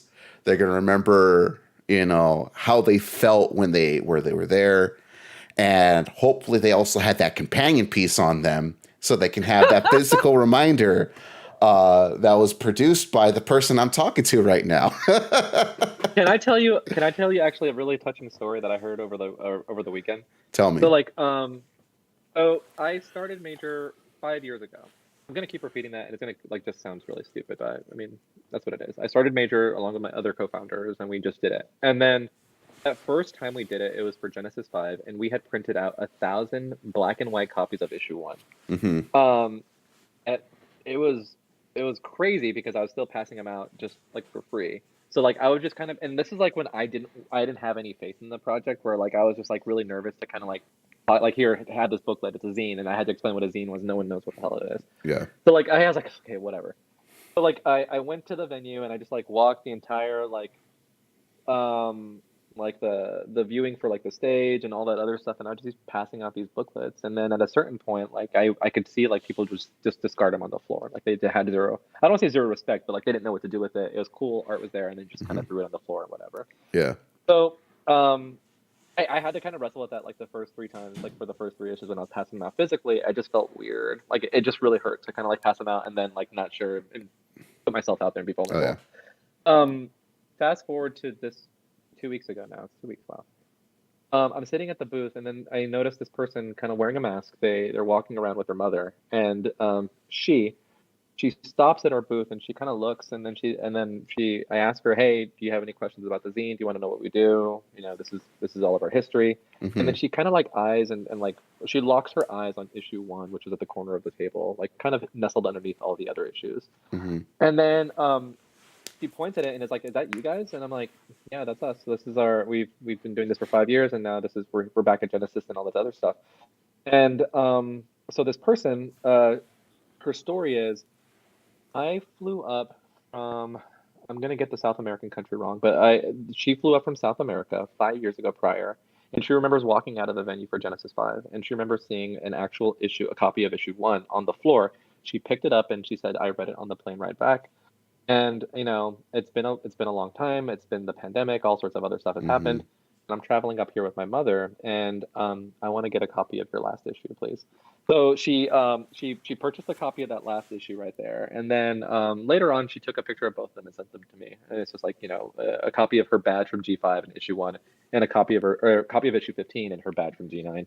Yeah. And like she said, like it's an amazing thing, and I'm really happy with what you do. And we talked a little bit back and forth about like what she does for her scene, and it's really tiny and stuff like that. And she kind of just like carries the torch for it sometimes. But I was Mm-hmm. like, whoa, someone in South America is reading Major, and they're reading the smut that I'm putting out there. That's so like, Oh my so like, gosh. Yes. so yeah, so yeah, like that's pretty cool. Like as far as like legacy or 5 years or vibe or whatever, like yeah, that's pretty dope. I was able to connect with someone, and I didn't even meet them 5 years ago. So like they Yeah. they just remembered and they just have it still. That's astounding. That's it. It proves like this kind of like power of when you have an interest, and if there's just like one person that's just slightly above you in like what they present or what they want to bring to your interest, the littlest things can have the longest lasting impact. Before I moved out of my parents for the first time, I had a box that had all these flyers and posters and set lists that I took from people's from like a bunch of different shows that I would go to. And like 90% of them, I did not go to any of the shows. But the value that they presented was more of this is a keepsake for experiencing the things that I've experienced.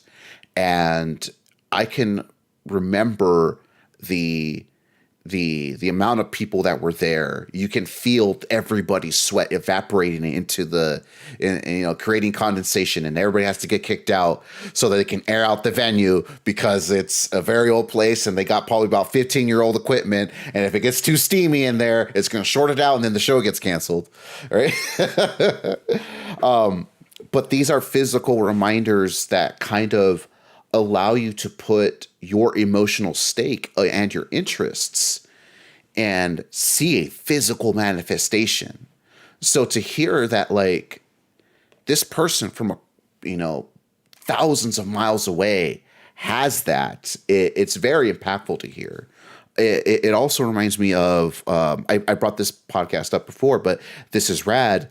They had an episode on lucha, and one of the guests created and founded a lucha libre magazine where they went through some of the history, some of the art, some of the cultural pieces surrounding it, and he was just taking it, uploading it, putting it somewhere. People liked it. He had physical copies he would put in different shops. And sometime later, he meets somebody and says, "Oh my God, wait, you're the person that did that magazine?" And he goes, "Yeah, you wouldn't believe this. Part of the reason why the show Mucha Lucha exists is because Wow. of this magazine. And it made its way all the way to New Zealand. And that's part of the reason why it even existed. The person who created it was someone somehow involved, this guy from New Zealand who was enamored with lucha. And they created Mucha Lucha together. That is wonderful. That is So crazy. so that's the kind of power like these types of things have. Yeah, yeah. And that's a really beautiful story. Um, the I think so. One thing I love every single issue. Like there is no lie there. Like I love every single issue for like different reasons, and every single issue kind of is like a snapshot of where my mind was at that point in time. Hmm. I'm really glad that for issue 15, like the very last issue, that so much stuff happened around it. So much stuff happened where I was able to meet people that had like followed the scene for a while, or like we had 30 plus contributors across 60 pages. I love that, like, there was controversy around it. I thought that was really cool. Like, Yeah. I'd never had anything controversial happen within Major except for one moment, but, like, that was, like, an allegation quote of, like, art theft. But yeah, having controversy around it was great. Like, I think I posted this in the Major Discord, but, like, so usually we kind of, like, average around, like, 50 to 100, like, readers for every single issue drop for, like, over the last year and a half. So that Mhm. means every time I drop a link, 50 or 100 people look at it and click into it and maybe not even read it, but they just kind of do the thing, right? Yeah. And usually it's just contributors and their families and their friends and people like, it's just the people that are in the know about what it is. Yeah. Um, but for issue 15, that number was massive. Like I forgot, but it was like either 6,000 plus or tens of thousands. And then the Twitter impressions alone for the original link drop was like 186K, which is fucking mind blowing. Like I was like, Ooh. holy shit. So like I can't imagine a better way to kind of go out and say like this is my last issue than to have something that's comprehensive, that was beautiful, that has like a wonderful cover, that has really, really, really something to say. Like it covers both games, I think, and Mhm. or Ultimate and Melee. And yeah, like I'm really, really happy with how that kind of ended up happening. And we ended up fundraising $6,000 for charity. So like the San Jose Community Center, the I've been saying the name all right this entire time, but now it just kind of escapes me. But like the community center that we're donating to, the Yes. Billy DeFrank Community Center in San Jose, Yes. we're gonna get a plaque because we donated so much. So like Yo, it's that's gonna be awesome. yeah, yeah. So this is the best like the I couldn't have asked for a better like ending for this. Uh so speaking about that particular portion. Now, I may be misremembering, Yeah. but there was some drag that was promised. Or am I misremembering what I read? You're not misremembering. There was drag. No, like the That, where's that I'm evidence? I need to see that this. If we get, I okay. demand seeing Oats and Drag. Post those pictures if as long as you won't lose your job or anything. I want to see No, this. no. This is great. That would be awesome to see. I'm gonna say it right now. If I work for a company that fires me for like wearing drag, then I'm working for the wrong company and I hope they fire me. Like that's like straight up. Like Yeah, that's no, true. I can't I like the so Billy DeFrank Community Center is an LGBT community center in San Jose, local. Absolutely just Hmm. like their scope is super duper small. And what they do is they provide resources for that community. They either like event space, event planning, medical resources, education, teaching, training, anything that you can possibly want. It's right there offered, and it's like it's available to the public of San Jose. Yeah. Um, dope. The um the the person that I was communicating with was like the director there, sweet, sweet, sweet older woman that was just like just chatting me up a storm when I was talking to her on the phone leading up to the event. And she's like, Outs, you gotta come to the Sunday event we're gonna have. It's gonna be like a big old drag, like flea market over here. Like and she had like that kind of like that type of accent, like that really sweet, like, city woman that's seen it all type of accent. And she's like, You gotta come to the flea market, Outs. And I'm like, "Right, okay, sure. And like I promised it and I said like only if you actually come to the event. And things fell through, the plans didn't happen. They still had the flea market, and I was just asleep in my bed during top 8. So like that just I didn't end up going to the flea market. But Oats and Drag, this is a what's it called? This is a drug-free plays exclusive here. Like I'm definitely really into drag. I'm definitely like exploring like making outfits. The all last Not all last year, but like a big portion of last year, I was playing around with makeup. Um, Yeah, I have a persona. I have a stage name and all that other stuff. And it was barely today when I was kind of driving home from my mom's place that I realized like, wait a second, my drag persona is just me pretending to be my mom. Like, and I thought like, where's the Freud in my back pocket that I can call that I can just like talk to like, what does this mean? Because like I just realized like, yo, I'm just channeling my mom when I do drag, and I'm like, shit. So yeah, yeah,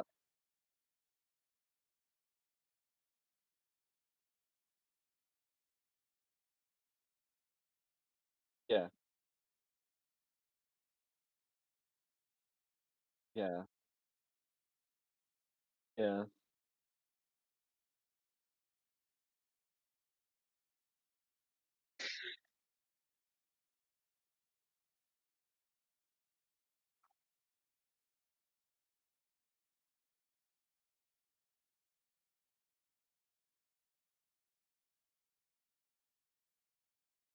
Wow.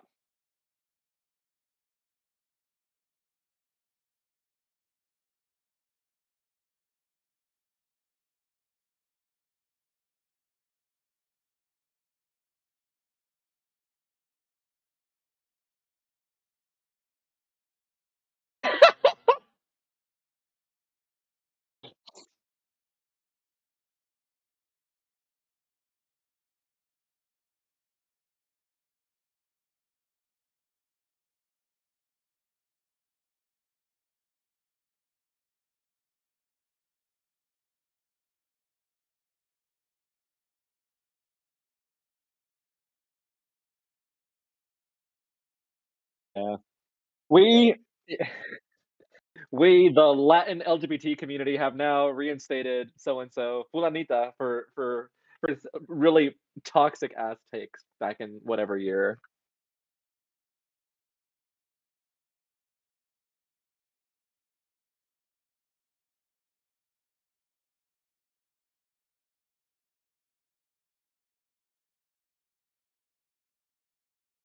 Yeah.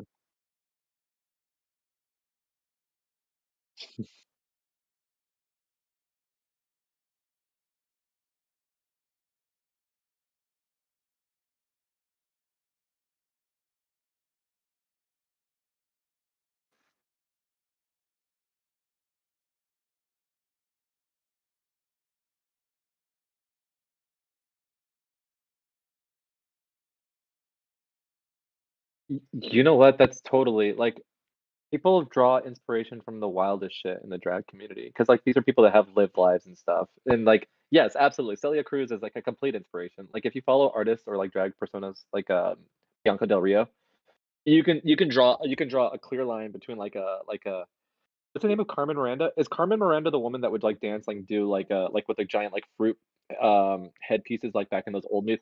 Yeah.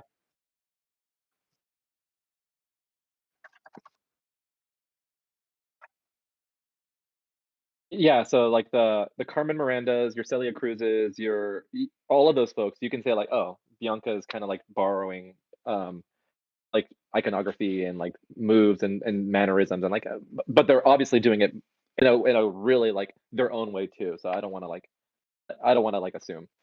But, and I was thinking about this too, like, so okay, well, we can talk about volume 2 of Major. I feel like I'm comfortable to kinda bring it up.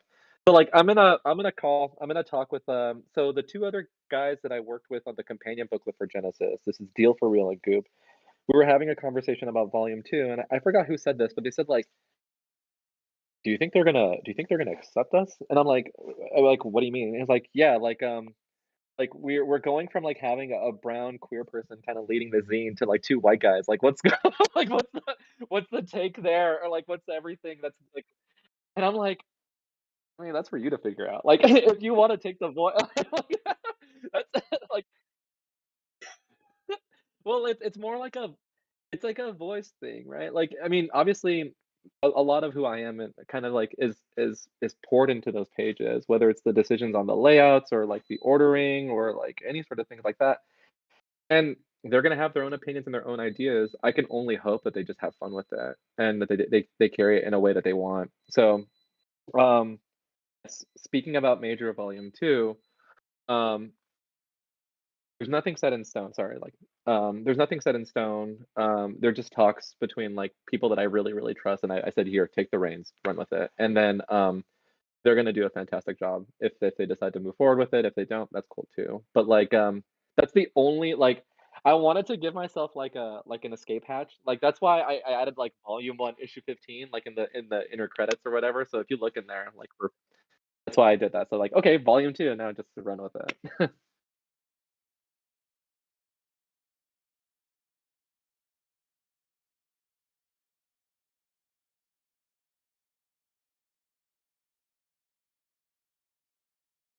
Yeah.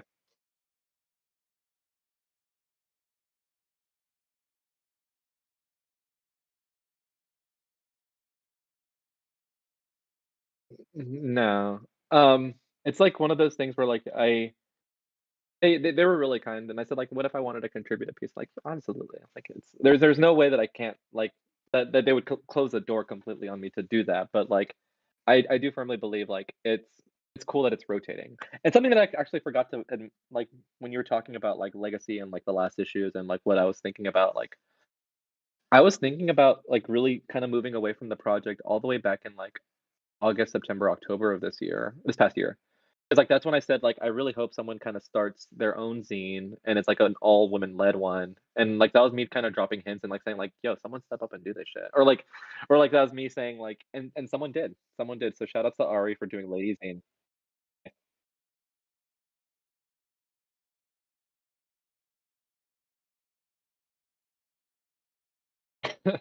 Yeah, Ari reached out to me, she's like, "Can we collab on something?" And I'm like, because I'm kinda like I see myself as, like, a big brother to Ari, like, I see myself as, like, let me help you out and let me and just like true big brother fashion, like, "Alright, little sister, like, like, whatever, like, I don't like, you wanna do a collaboration?"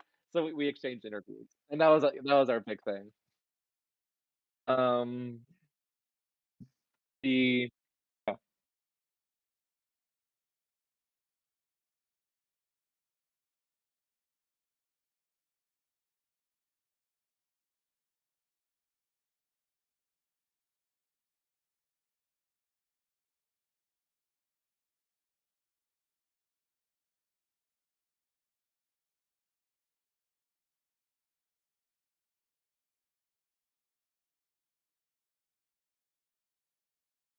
mm,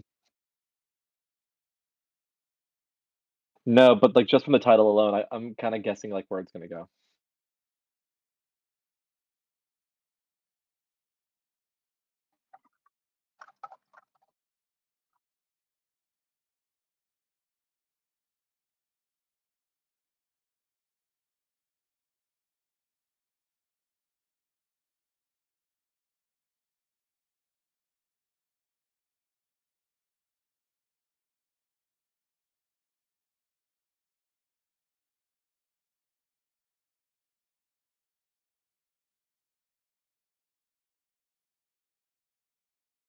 Yeah,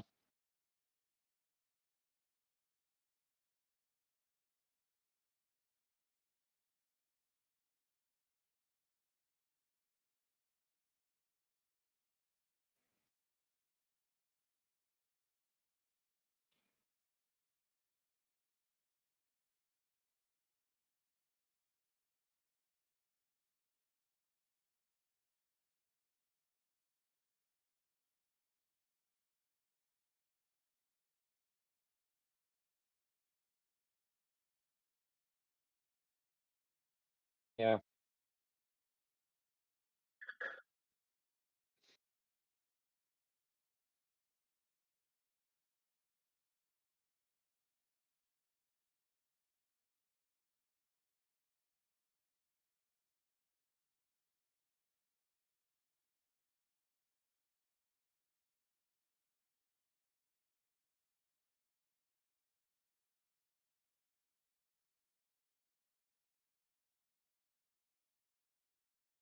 Yeah.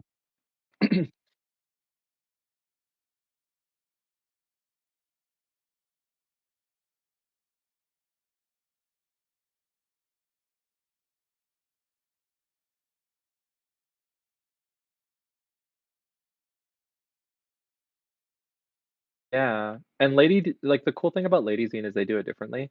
Like, I think, like, what Major carved out its niche in, and the way that I kind of, like, interpret and, like, look at the project, it's like, let's be vulnerable, let's be sincere, let's be silly on the page, and let's, like, do, like, a collection of art, photography, writing, and, like and, like, boom, just, like, it's like a melting pot, and Lady Zine is very much a melting pot, but, like, it's different ingredients. It's like interviews, it's like, recipes, it's like, give me the tips and the hotspots for, like, where to go if I'm, like, in this event in this area, and, like, there's, like, a coverage, like, a portion of it, like, I'm gonna cover, like, the last event from here, and I'm really going to kinda run with it.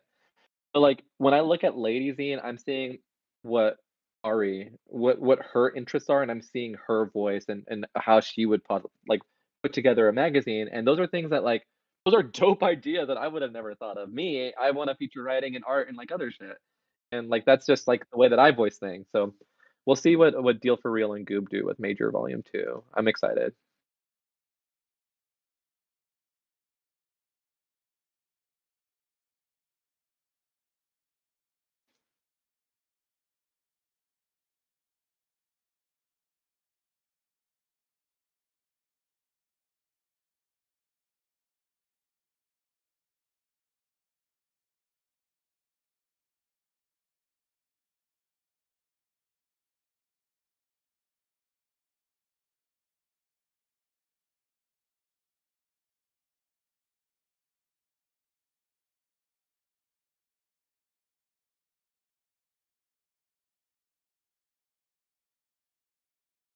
Yeah.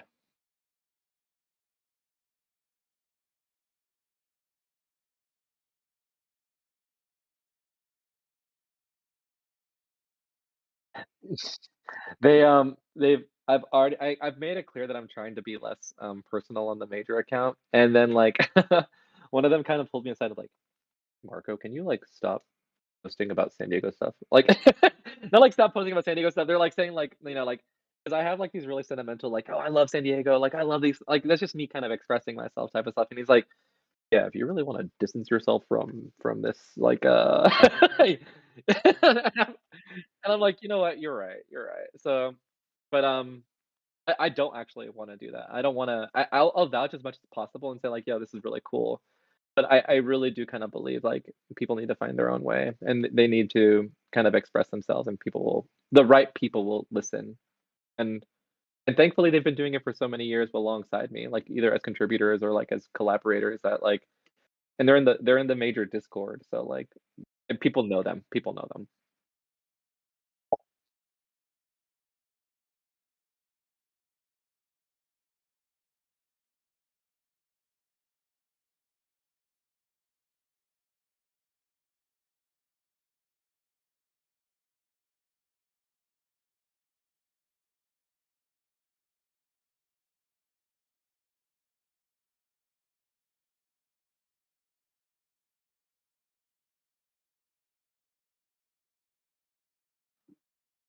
Yeah.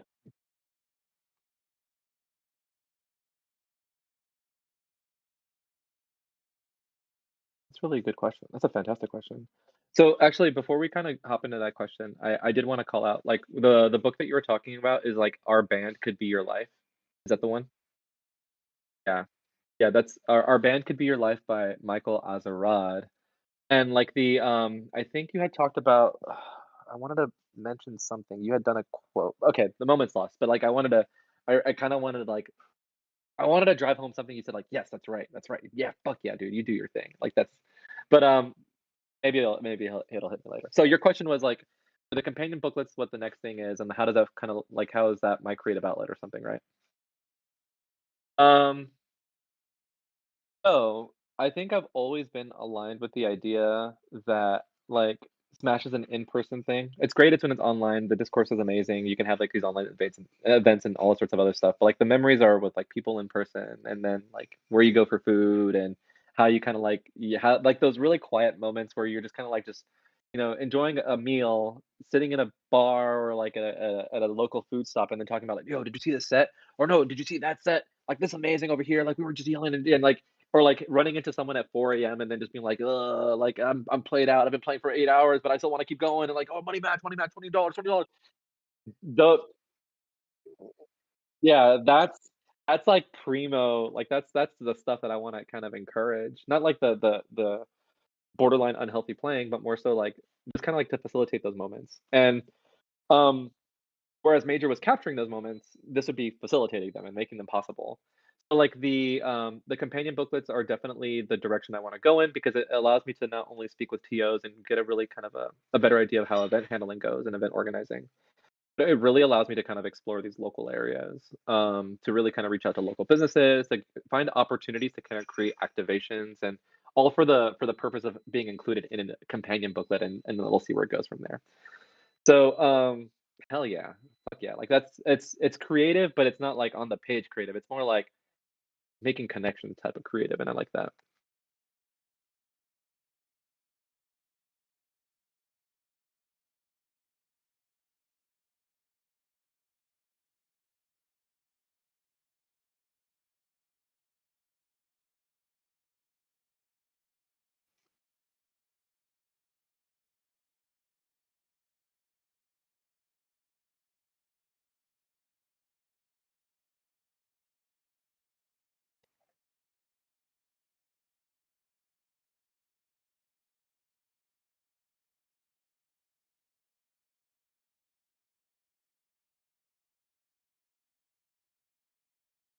Yeah.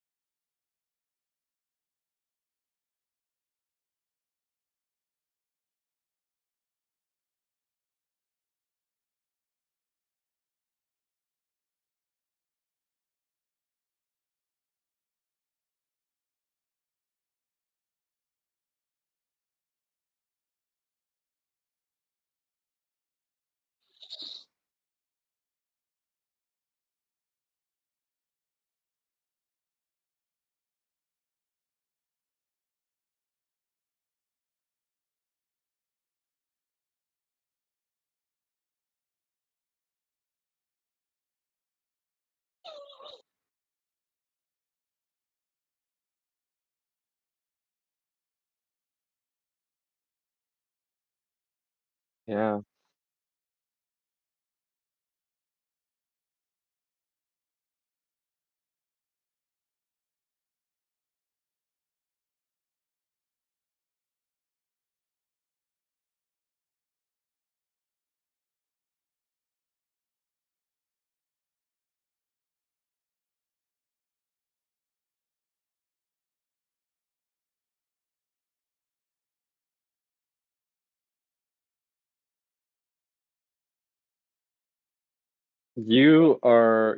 You're either in some hidden like major Discord channels that you shouldn't have access to, or like because you're like hitting all of the beats like you're basically just just hitting the sales pitch like right on the head. So like I have to kind of like review your access to that Discord.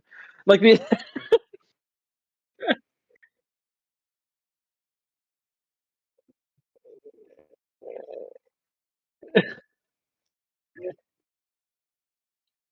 yeah, no, no, you're infiltrated, penetrated, incognito. That's you. But no, the oh, you're definitely right. Yeah, you hit the mark. Like that's exactly what we want to do. Whether they be scavenger hunts or like business deals with like folks like say like, hey, what if like the local taco shop wants to have like a Smash Con special burrito, and then we can totally just kind of like feature that on there and like this take this booklet, present it as a coupon, and you get like $5 off or something. You know, like off a drink or something. Like that's the type of stuff that we want to do, just to encourage people to like get the hell out of just the venue, or like even stay in the venue but do something else other than just staying at your setup.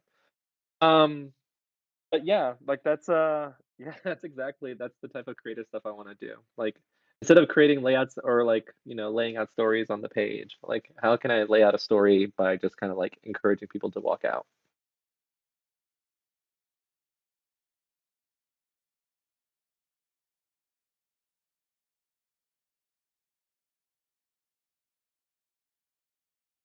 Okay.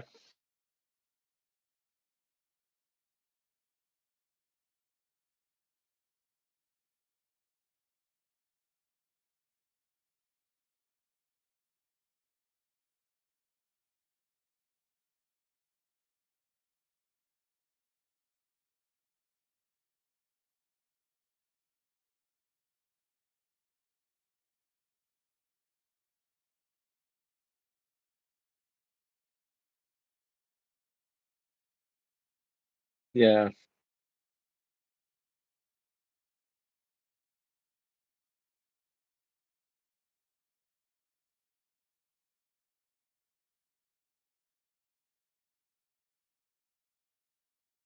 Yeah, no, that's exactly it. That's exactly it, and, if you said you saw that in an issue, I'll have to kinda, like, review it because like, uh, it's been a while since I read, like, the earlier ones.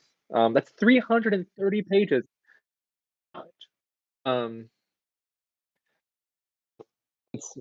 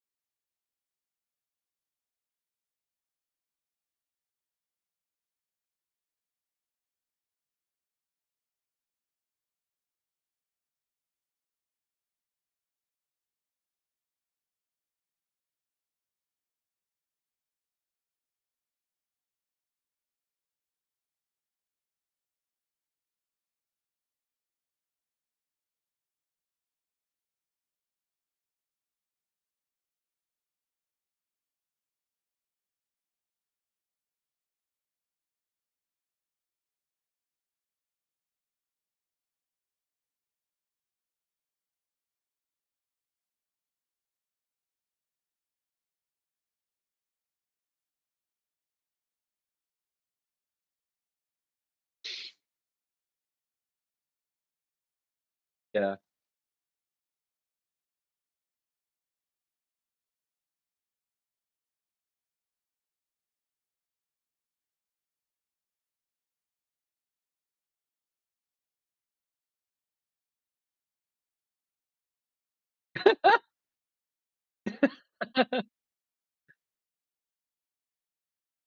Yeah.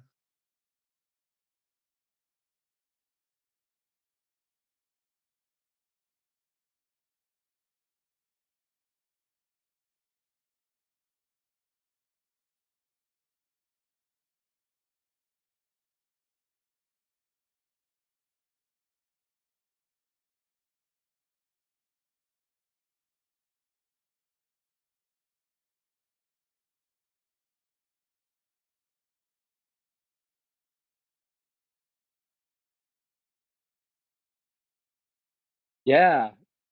Hell yeah.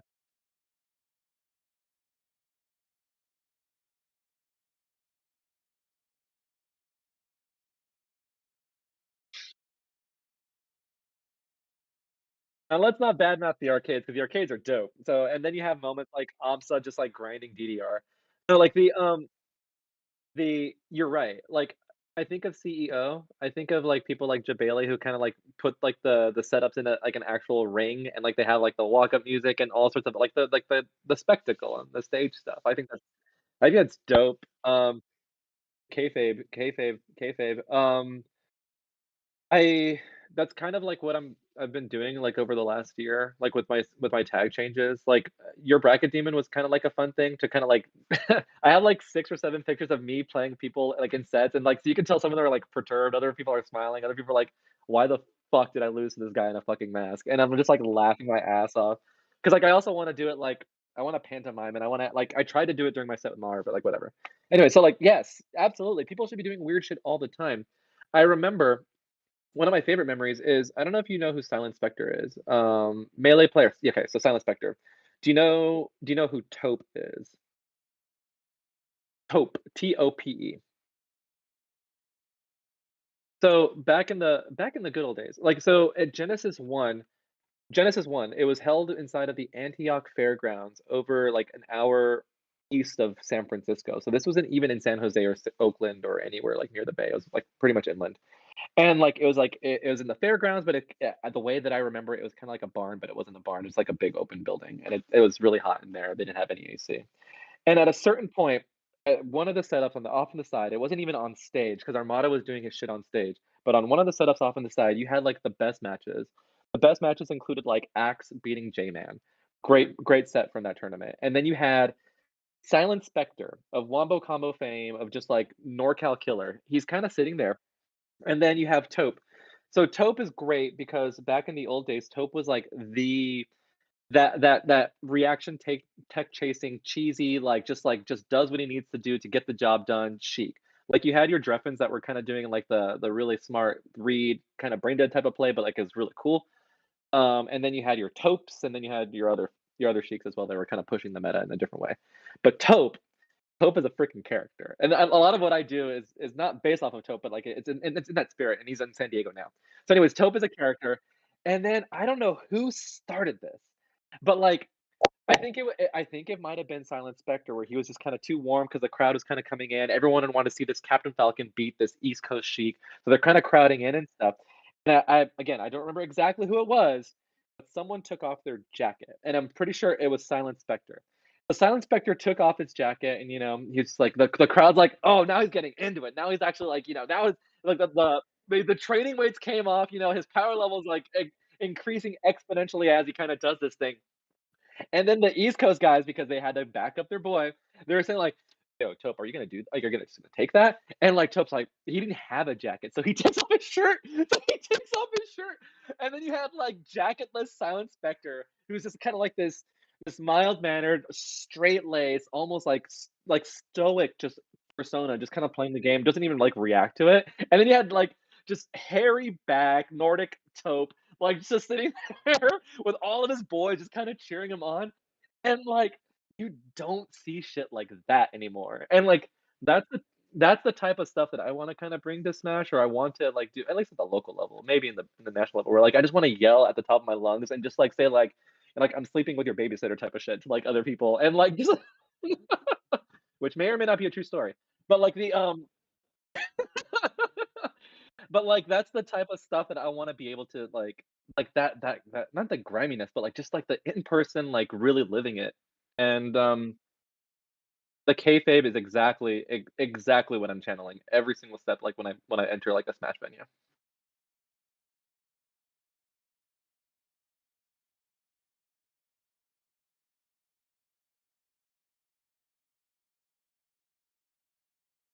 Mm.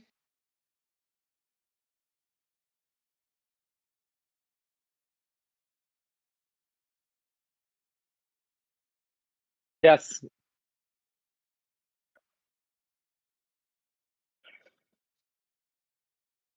Yeah.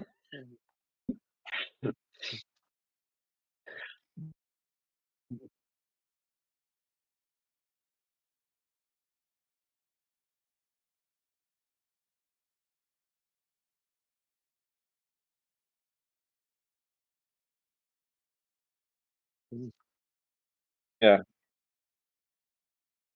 Yeah. No, that'd be dope, dude, and then you have, like, him in, like, Leo's threatened and he has to remove his mask, and that's just the whole storyline, like, that'd be great. I'd wanna see that.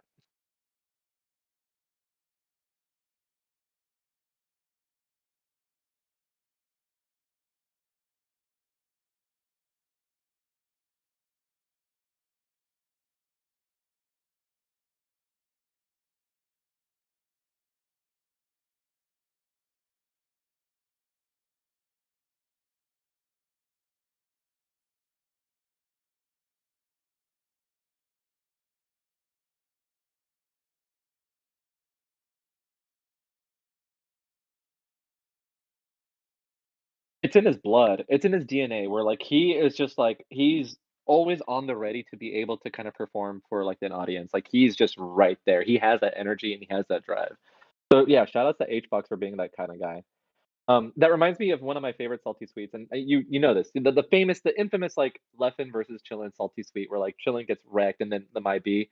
The most wrestling moment possible, like, that was just absolutely just, like, Melee is scripted, is when Mango takes the mic after Chillin loses, and then he goes up to Leffen like, I can't let you do this to my boy, you know, I can't let you do this to my guy. And everyone in the venue was just losing their shit. They were just yelling at the top, like, "What?" This is like the like, you know, this is just like what's it called? What's the name of the era where like the Attitude Era, yeah, WWE type of stuff, and I was like, "This is great. This is great." That was a perfect moment.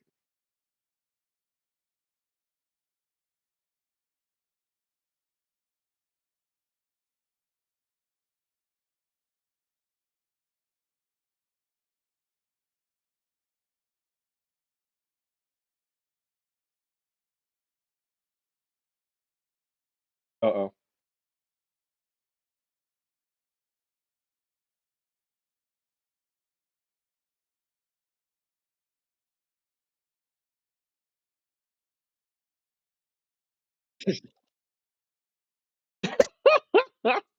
I didn't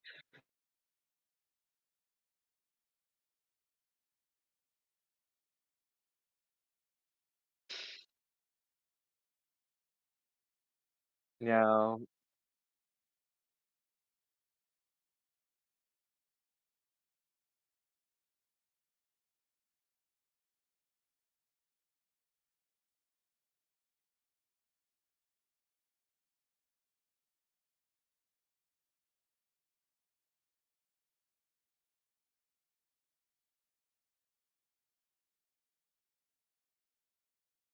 Yes.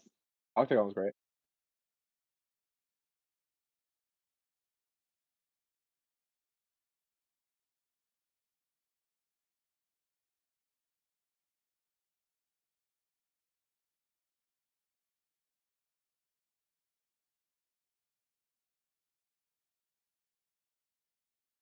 Absolutely.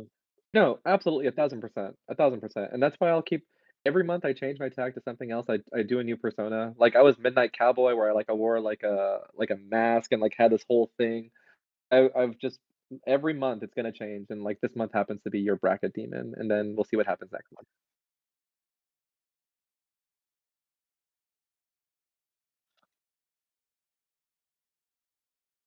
That's exactly what was inspired by Midnight Cowboy. It was an Orville Peck mask with, like, the strings and everything with the white hat, and then Midnight Cowboy just because I was listening to that song on repeat, like, for, like, a good month, and I love the movie. The movie's great, so, like, you know. Oh, man. Dude, I feel like I think you and me are, like, on the same page about absolute I don't know what it is, like, you're either, like, reading the script that's in my head and you're like, "Haha, I'm gonna ask this," and just, like, we're like we're like this. Oh, shit. Let's see it.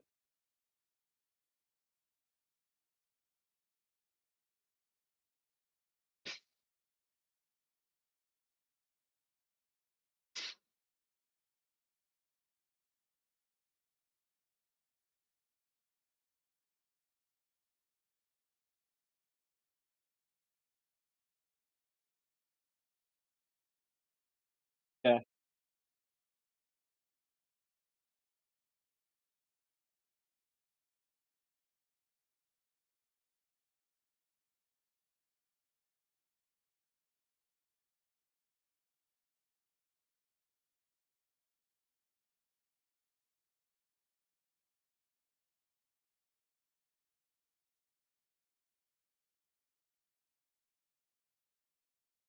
Yeah.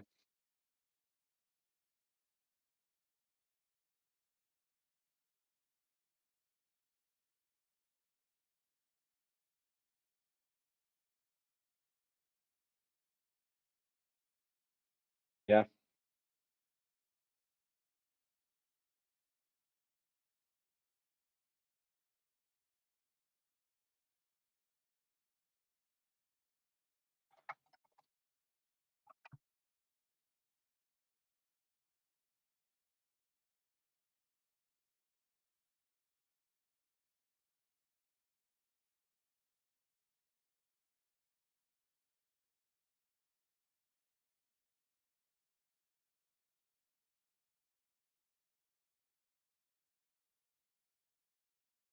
That's not a bad suggestion. Not a bad suggestion, and also a great plug for Bitch Pudding because I'm a huge fan too. So yes, absolutely.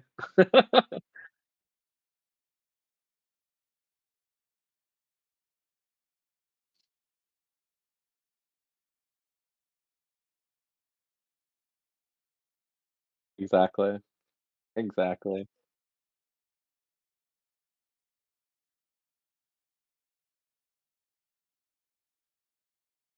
That'd be so funny. Have you really? I've been muted the entire time. I've been muted the entire time since we were back.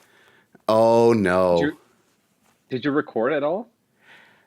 See, my recording is tied to OBS, and that means my mic has not caught a single thing. Oh well. That was a beautiful discussion about a lot of cool things. I'm sorry. It's fine. I'll just unlist it. This is really for us at this point. So we've been at it for since we returned from our break like 30, 40 minutes. And all that's gone. Whatever. See, Larry, why you gone? You could have stood correct. I mean, it's fine. I had a blast. That's funny. When you had left, but yeah, but that was before I went to the bathroom, man. Like that was like 40 minutes ago. Yeah, what the hell, Larry? Come on, I'm a man. big Larry Lemons fan in the chat. There you go. But yes, I suggest you left when you came back. Yeah, whatever. Then I don't know what happened. I suggest though you do that. You hop into Bitch Pudding's chat and say, give me some inspiration, and that will be your new persona. Definitely. So is that really the future of Oats now? It's just this companion pieces and doing doing drag at Smash tournaments. Is that the future of Oats, or what is the future of Oats now at this point? That's actually a marvelous future. doing doing drag at Smash tournaments and then like just also writing companion booklets. That's actually wonderful. No, I think it was like a couple of days ago. I started writing a book. So I'm writing a book, two books. Hmm. One is Smash related, and another one I'm just doing research and kind of thinking about. It's going to be the big theme for me this year is death. It sounds ominous and crazy and dark and spooky, but it's more like Hmm. the way that like how certain Latin American countries celebrate Day of the Dead, where it's like an honoring of death in a way to kind of like get the most out of life. So that's where a lot of my creative writing energy is going to go towards is those two books. Yeah. And then on top of that, I'm gonna be traveling. I so cool funny story about Genesis One is I actually booked a charter bus for Genesis One from like L to go from San Diego all the way to Northern California, Hmm. and it was a massive success. It was a blast. And the the guys that are the folks that are hosting three, so that's like the tournament in the UK. Hmm. They're gonna do a coach or a charter bus like that's gonna pass through like a couple of British or UK cities, and I want to hop on that bus. I think it would be marvelous. So I That bought sounds tickets for awesome. that. Yes, I'm gonna go to the UK and then I'm gonna go back to Sweden for like Vesta, which is like a good like Smash Camp in Sweden type of tournament. Yeah. Which I don't know So if those you are heard, Smash Camp is happening again, and Jerry is planning on taking a bunch of folks. I think he said this the 818 cabin is going to be happening. So if you still consider yourself 818 for that time frame that you were here in the valley, let him know. I think Smash Camp is happening the same weekend as Coachella. I've been going to Coachella since 2007 every single year. I will not Really? miss that. I'm sorry. Yeah. So you saw at the drive-in. Yes, I saw at the drive-in. I saw the entire at the drive-in set like at that year. Hell yeah! I saw the Tupac hologram. I saw Prince perform. I saw everything. Did eh, it's funny how this is turning around. The one of the main hosts from This Is Rad, Kyle Clark, he saw a bunch of people getting ready because people heard about the Tupac hologram, and people were like, "Let's go, let's get our good standing area." And then at the drive-in starts.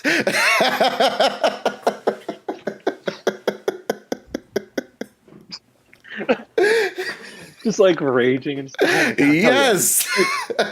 I was like, oh my god, the surprise, because I don't know if that was the same year. It might have been the same year, was it? At the drive-in happened when the Tupac hologram happened, and when it Yeah, it was was.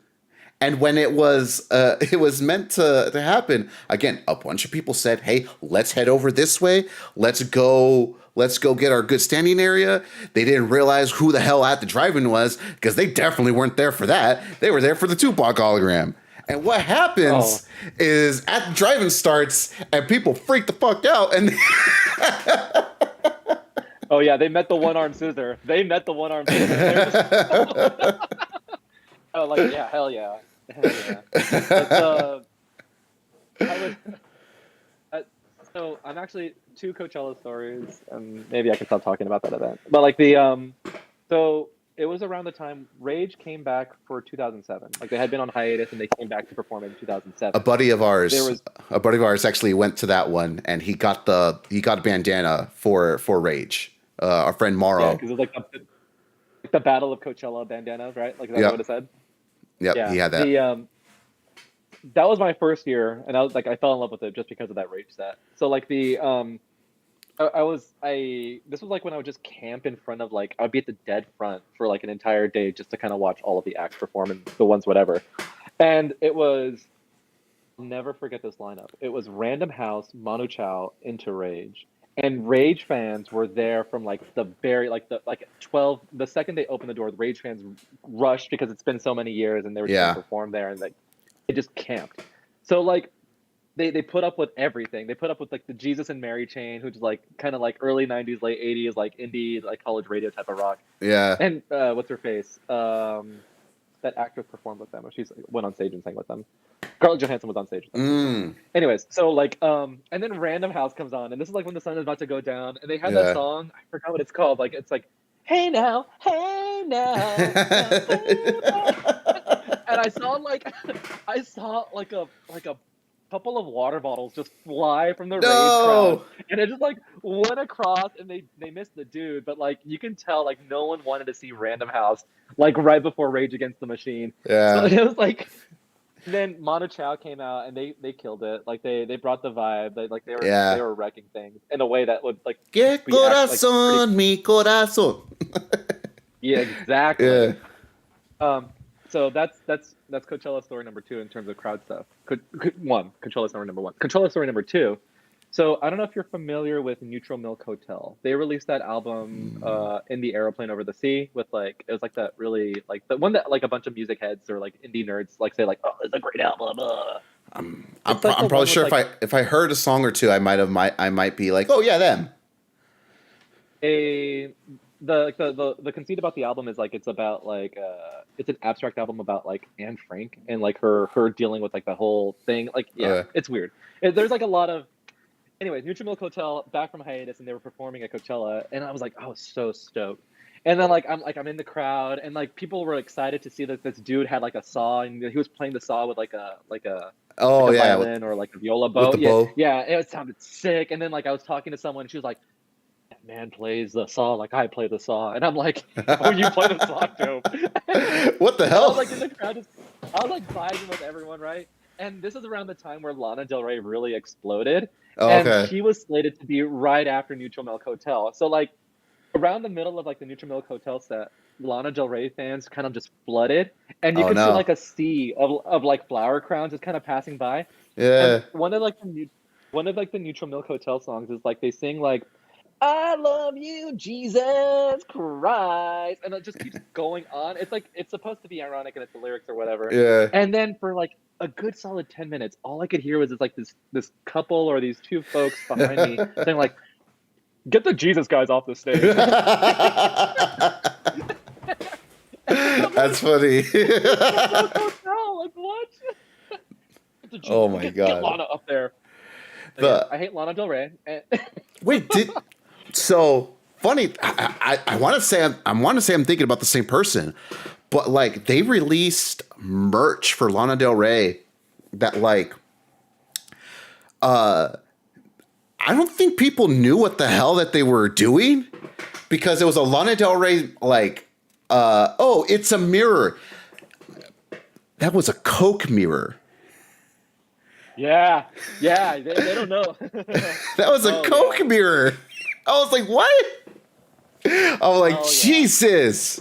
I think she also like recently like did an album with like where they ended up doing an album with oh God, who is it?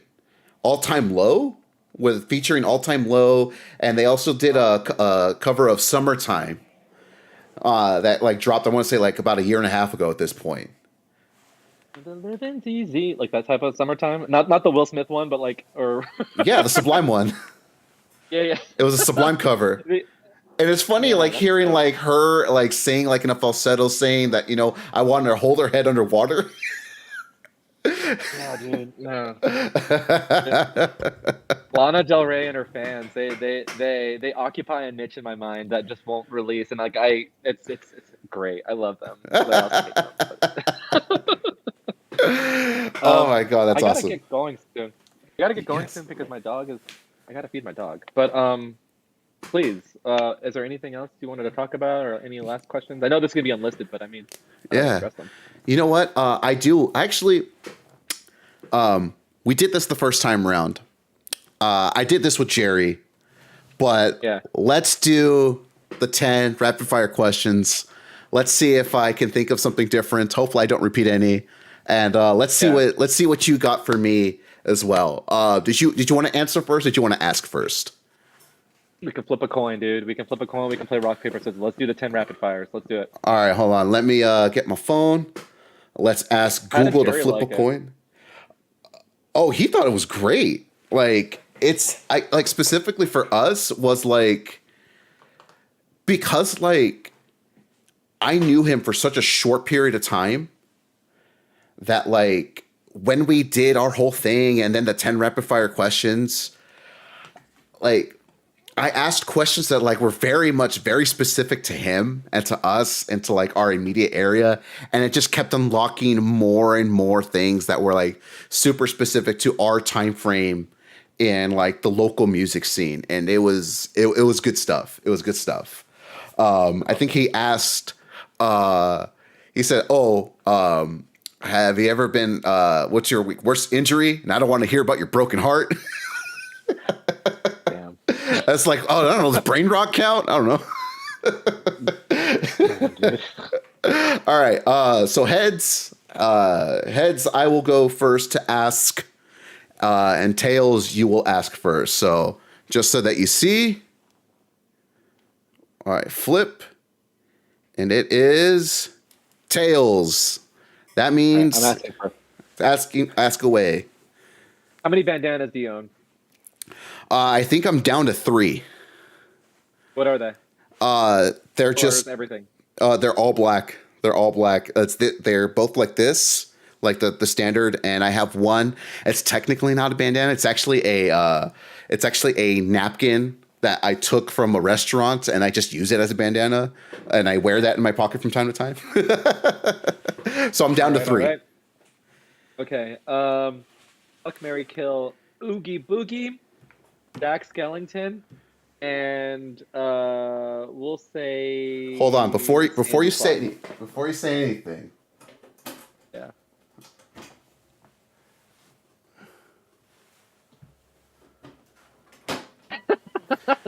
That's my PC. My fiance got me this. Okay. I wanted and the mayor. Okay. Fuck, marry, kill, Oogie Boogie, Jack Skellington, and the mayor.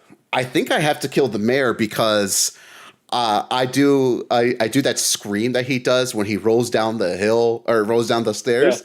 Yeah. Jack. Oh, and that's the only reason I'll kill him because there can only be one Highlander situation. Yeah.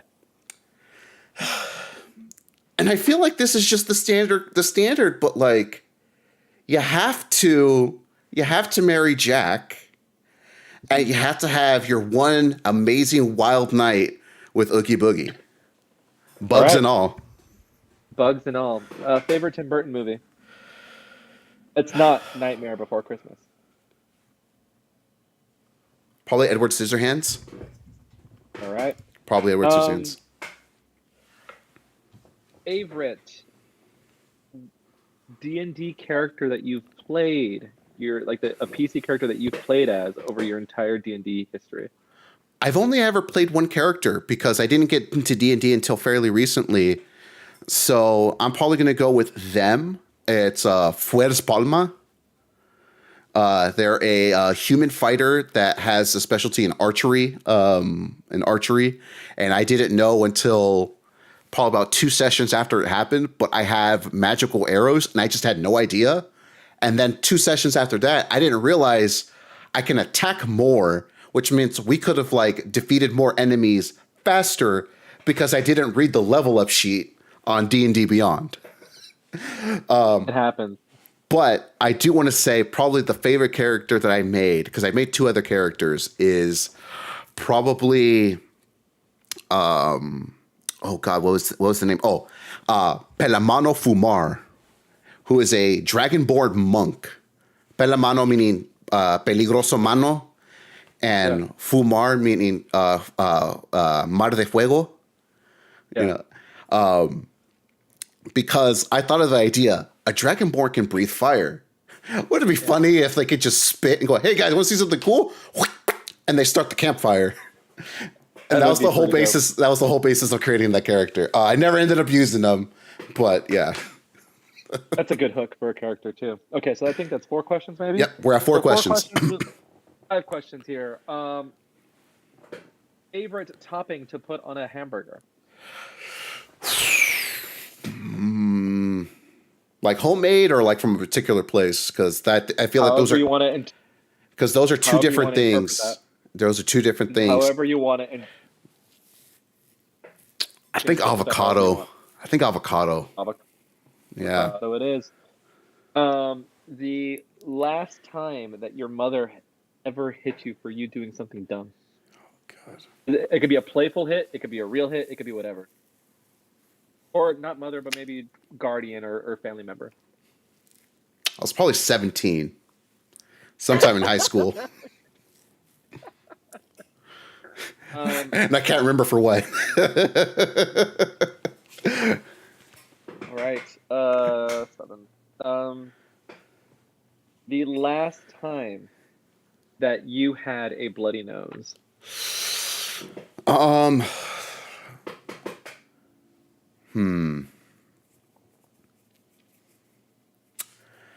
think it's because I was blowing my nose, but that was probably sometime like 2 years ago. All right. All right. Favorite Manu Chao song? Ooh. Probably Clandestino. And then the what is one thing that you could tell teenage Spargo, or I guess Spargo now? What is one thing that you can tell Spargo that you feel would be the best piece of advice that he needs to succeed in life?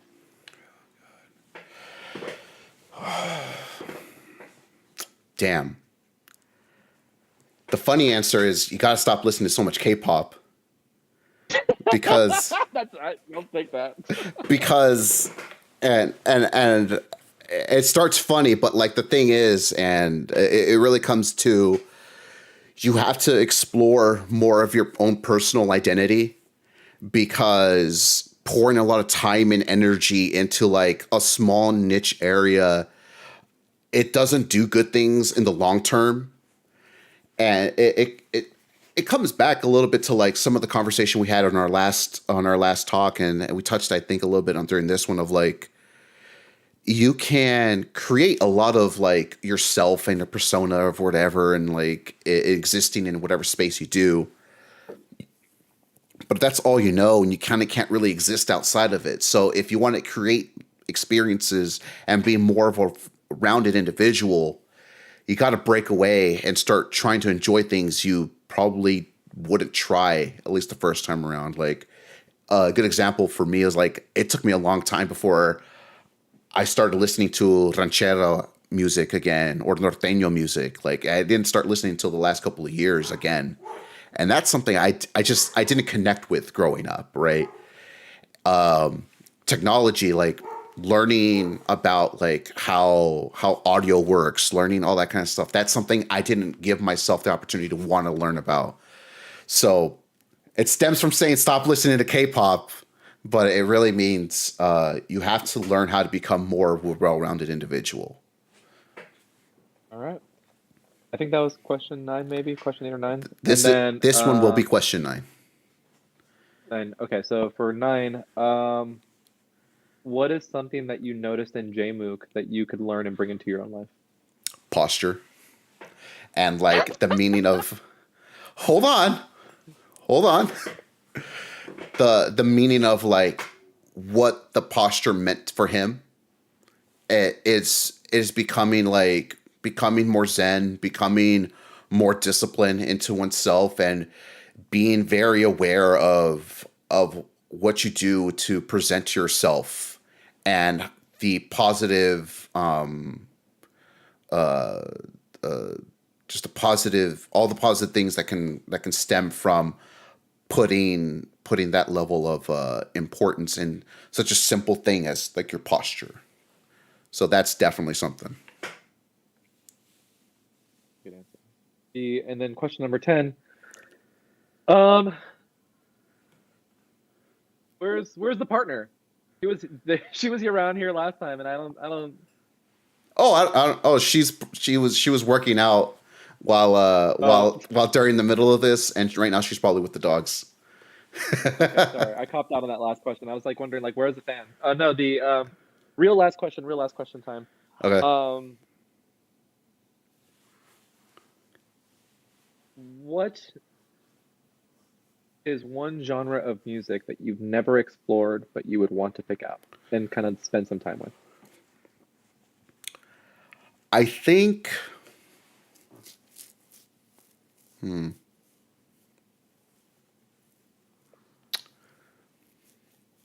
probably more stuff in Spanish.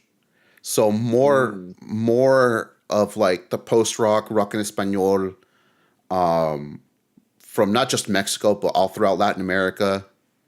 Like I hear hits and bits of it, with Caifanes, Jaguares, and I know that one song from Los Prisioneros that they play at the end of party, Tren al Sur, right? Fucking yeah, but probably that's probably mm, where I would want to like sink more into, because I've noticed that like I've liked more moody sounding electronic music recently.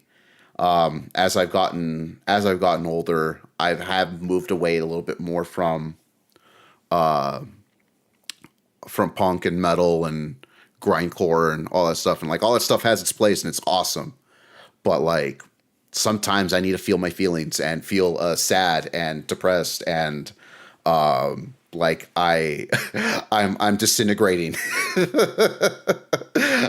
Right. Sometimes I just need to feel those feelings, and I think that's hell where a lot of yeah. that music comes from. And yeah. Wonderful. All right, your turn. All right. So question number 1: what's something that or somewhere growing up that's not there anymore that you miss, like a restaurant, a place to hang out, a place from your childhood that you liked, that you miss that's no longer there? My mom used to have a restaurant right across from my dad's upholstery shop, and she would be making me any sort of meal or anything whenever I was going. Like I'd walk over there, and this is like between the ages of 3 and 4. So I miss that restaurant. Oh my god, that's extremely personal. That's awesome to hear. Oh, if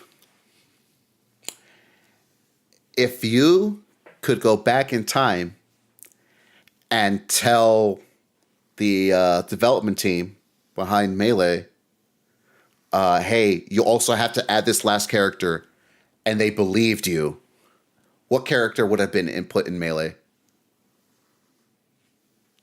Damn good question. I feel like there's an absolutely. I feel like Melee is such a complete roster. Like you have everything kind of handled there. Hmm. So I would probably offer like, what is a character that I can think of that would handle your Sheiks, that would handle your Jigglypuffs and your Foxes, like your big three right there, and like, but encourage the other like mid tiers or lower tiers to have like a decent matchup against. So I'm gonna say, what would be funny for that? I'm just gonna say Waluigi. I'm just gonna say Waluigi. Waluigi. All right, Waluigi. Waluigi. The ramifications of that is Waluigi also makes it into Brawl, Smash 4, and into Ultimate. So that's a good one. Yeah, Waluigi it is. um, let's definitely not do a let's do a non-Smash for this one. Is there a movie that you enjoyed as a child or show that you remember fondly, and when you tried to show it to a partner, you realize it probably wasn't as good as you remember? Yes, Freakazoid from like 1995 on like Kids WB.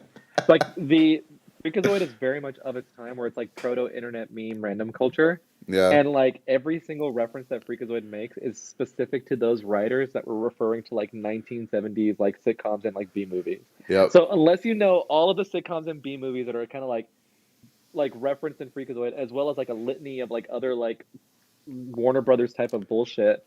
If anyone tries to watch Freakazoid, they're like, "What the fuck is this?" And I'm like, "This is hilarious. This is great." Like You don't need to know the reference. It's that's just funny. no, that guy's totally doing what's his name? What's the name? What's the name of that? Is it Jerry Lewis? That guy's totally doing Jerry Lewis and the Nutty Professor. How do you not get that? Like yeah. That's funny. That is a good one. For me, real quick, Invader Zim. Yeah, Vader Zim sucks. Invader Zims and this anime called Rurouni Kenshin. That's a bold one because I actually like it. Or I like Ramoni Kenshin. Yeah, Rurouni I Kenshin, think that was a good there's one. some value. Yeah, I think you can go back and look at that one, but that's my thought. She didn't like it. I thought it was great. I thought it was awesome. That's like a different stroke shit. Okay, continue. Exactly, exactly. All right. You know what? Let me ask this. What are your 5 favorite anime? Um, this is like super basic. Everyone knows them, but I'm just gonna share them. Oh, Neon Genesis Larry Evangelion. Lemons. Hold on, real quick. Larry Lemons. This is the creator of that anime. I do not know. We're not gonna talk about it. We're not gonna we're not gonna post cancel right now. We're gonna leave that alone. Neon Genesis Evangelion, Cowboy Bebop, Dragon Ball Z, I guess Yu Yu Hakusho, and then like Ooh, what would be a fifth one that I really like? I guess an anime film that I thought was really cool was that works. Perfect Blue. Okay, okay. Yu Yu Hakusho. That was a good one. We watched that from start to finish. It was great. Her favorite character is Koenma. I'm not great. Koenma. I actually bought a pack of socks that has Yusuke, Kuwabara, and the whole crew. Let's see. That was question number 4. Question number 5. What is Where is one place you want to go to a tournament that you think would be a terrible place to have it, but the experience of going there is what's worth going to? Tanzania or like Somalia or like somewhere like that's absolutely just crazy dangerous. Like not like there should be no tournament there, but like for some reason it's just like they decided to host brawl in like Somalia. Like okay, let's just go over there. Let's do it. Congo, yeah, like or like North Korea. Wouldn't that be great if there was like a hidden boss in like North Korea that was just like amazing with like I don't know young Link, and they just like kill it every single time, and they're like, Yep. "Yo, have you heard of like this like North Korean young Link?" Yo. Oh, do you know the story of the wrestling match the biggest wrestling match that no one ever saw? No, what's that? So there's I think it's called Beyond the Mat, which was like a series that Vice did.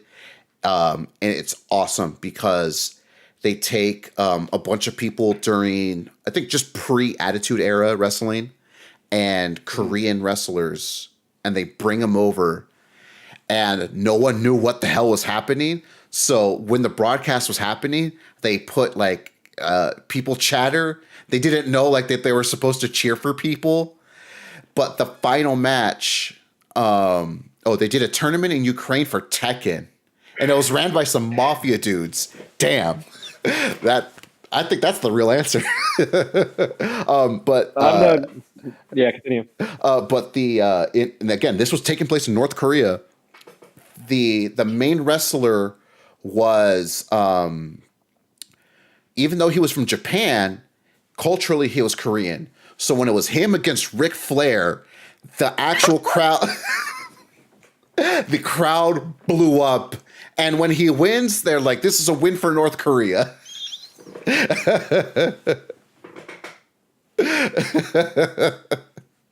Woo! Like, what can you say to that? Woo! He's styling, profiling, right? So yeah, That's your fifth. that's my fifth. All right.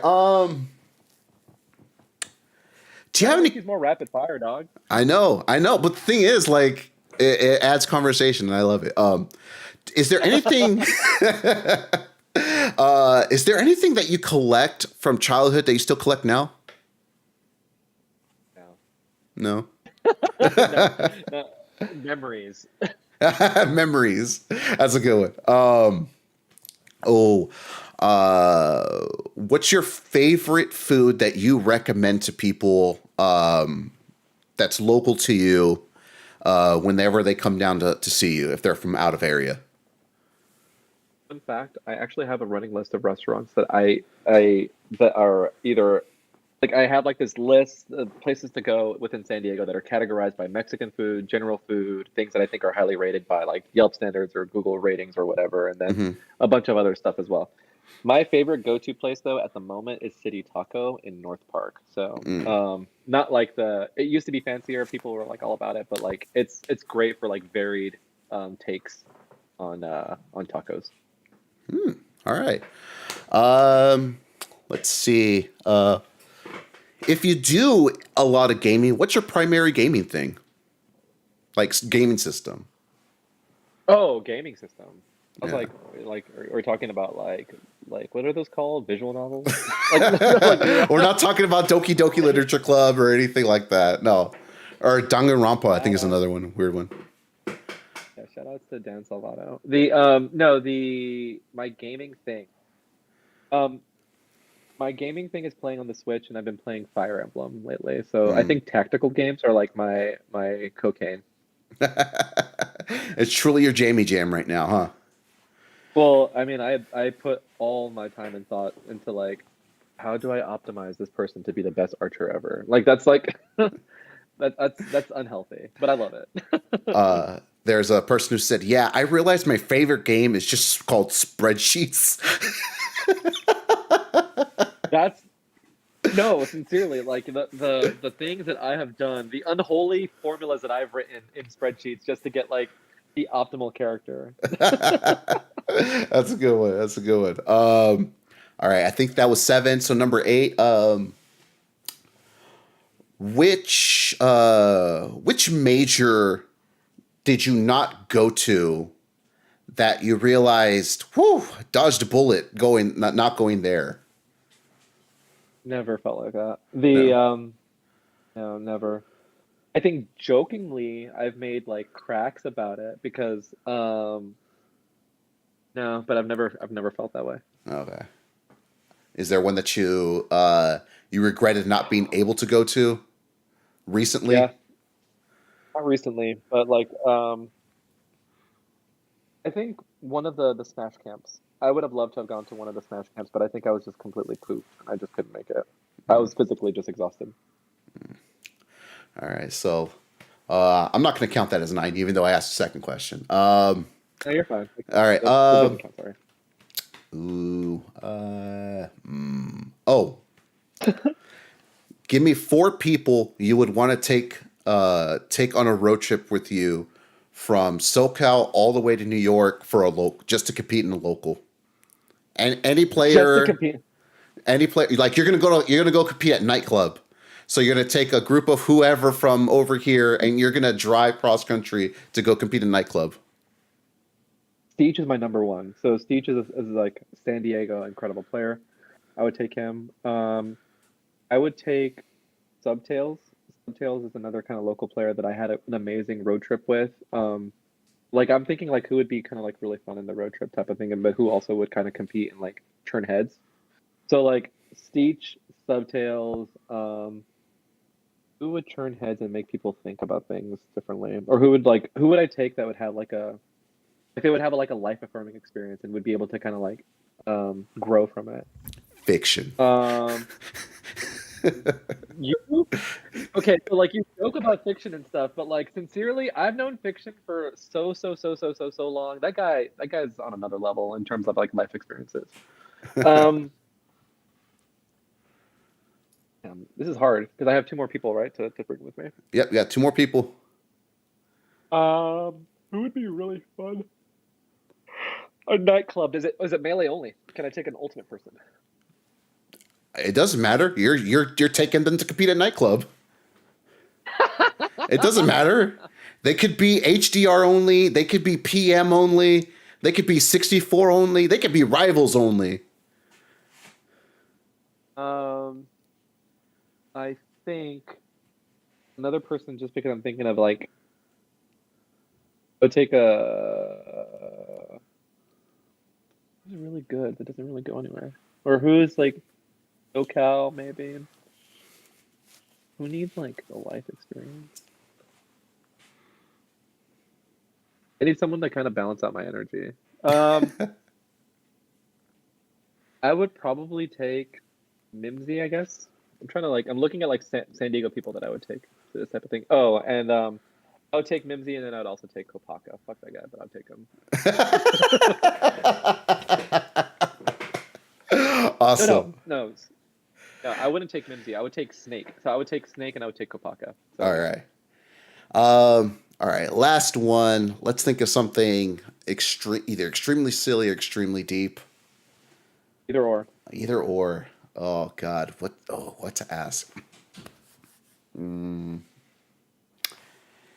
If you had to start all over again, and you had to choose a different name for Major, what would it have been? Ooh. Knowing, with the caveat, knowing that the trajectory of the zine was going to be exactly the same. The only difference is the name. Yeah. The only difference is the name. Fuck, like Major is such a good name. It is. That's what I'm saying.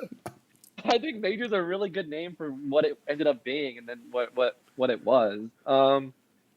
Okay, so thinking about it, You can give me a good answer and a silly answer.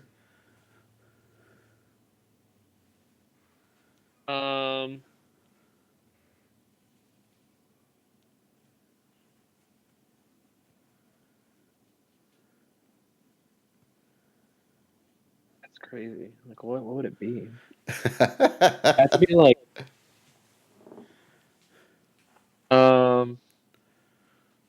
I'm thinking like right now my mind is going to like a name like Counterpicks, like just like Counterpicks seems like something that I would probably do. That's a good one. Or like Friendlies. Like I think Friendlies would be funnier. Not even funnier. I think it makes it just like it softens the blow. Like Major makes it sound like big and just like in your face type of thing. Where like Friendlies makes it sound like it's a more communal kind of like silly type of thing. So I like Friendlies. Friendlies or Counterpicks are probably like the 2 things I would land on. Now a silly name. Secondaries. Counterpick, secondaries, or friendlies. Those are the 3. That is super awesome. That's it. We done our 10 questions. I want to thank you for doing this. I want to thank you for wanting to have this conversation so shortly after another one that we had. It was super awesome. I loved hearing about the zine. I loved hearing about your future ventures, your hopeful prospects of some people who can take up the torch. It's awesome to hear. I want to thank you for taking the time again. Thankfully, you didn't have to go see another Modest Mouse concert, like I said earlier, and which I You're gonna. which I'm sorry if like this is weird to say, but like you saw one of the last performances with their drummer. I don't know if it was that guy, but I think I might have been. Yeah, Yeah, I think I might have seen the last performance with their drummer last shows. I don't know if he performed in San Diego. But I mean, yeah, it's quite I possible. mean maybe, yeah, quite possible. I Yeah, can look so that up. yeah, well that's for another time, I guess. But again, seriously, thank Yeah. you for all of this. Where do you want people to where do you want to point people to for this going forward? Like, are you gonna hold on to the major zine for a bit? Are you gonna create a new name that we can follow, or what's going on? Fuck Twitter. I don't want people to follow me on Twitter. I hate Twitter. I legitimately do. I think it's horrible. But please follow at Major Zine on Twitter. And then we'll post like group stuff, and it'll be less Oats things, which is kind of silly but funny at the same time. Go to the Yeah. Major Discord. I think the Major Discord is a good place to kind of have like to build that community of artists and writers and whatnot. Do you have a And link readily available for me to post in here later on? yeah, and just look at our link tree for all of this stuff. It'll take you everywhere, either like the latest issue, the Instagram, the Twitter, or the Discord. All right, man. Thank you again. Thank you very much. If in 2 months or 3 months, I'm like, I need to have another Oats conversation, and hopefully I won't be muted for a good like 30 minutes during it, and they can hear the great conversation we have. Hopefully we can do this again. So again, Oh, thank you very absolutely. much. Thank you. Yeah. If you have like a content hole and you just need someone to kind of fill it in, I'll join. Well, we can talk about Kaifanas. Like I don't Hell yeah, mind. exactly. Maybe we can get someone else on, and we can have like a three person setup next time. My Do it. plan is to do one of these once a month, and the hope is if you become a regular one, this will just be our regular thing. Fair enough. All right, man. I want to say goodbye. You take care of yourself, all right, man? Or you too. Thank you very much for the opportunity and the fun. Bye. Bye.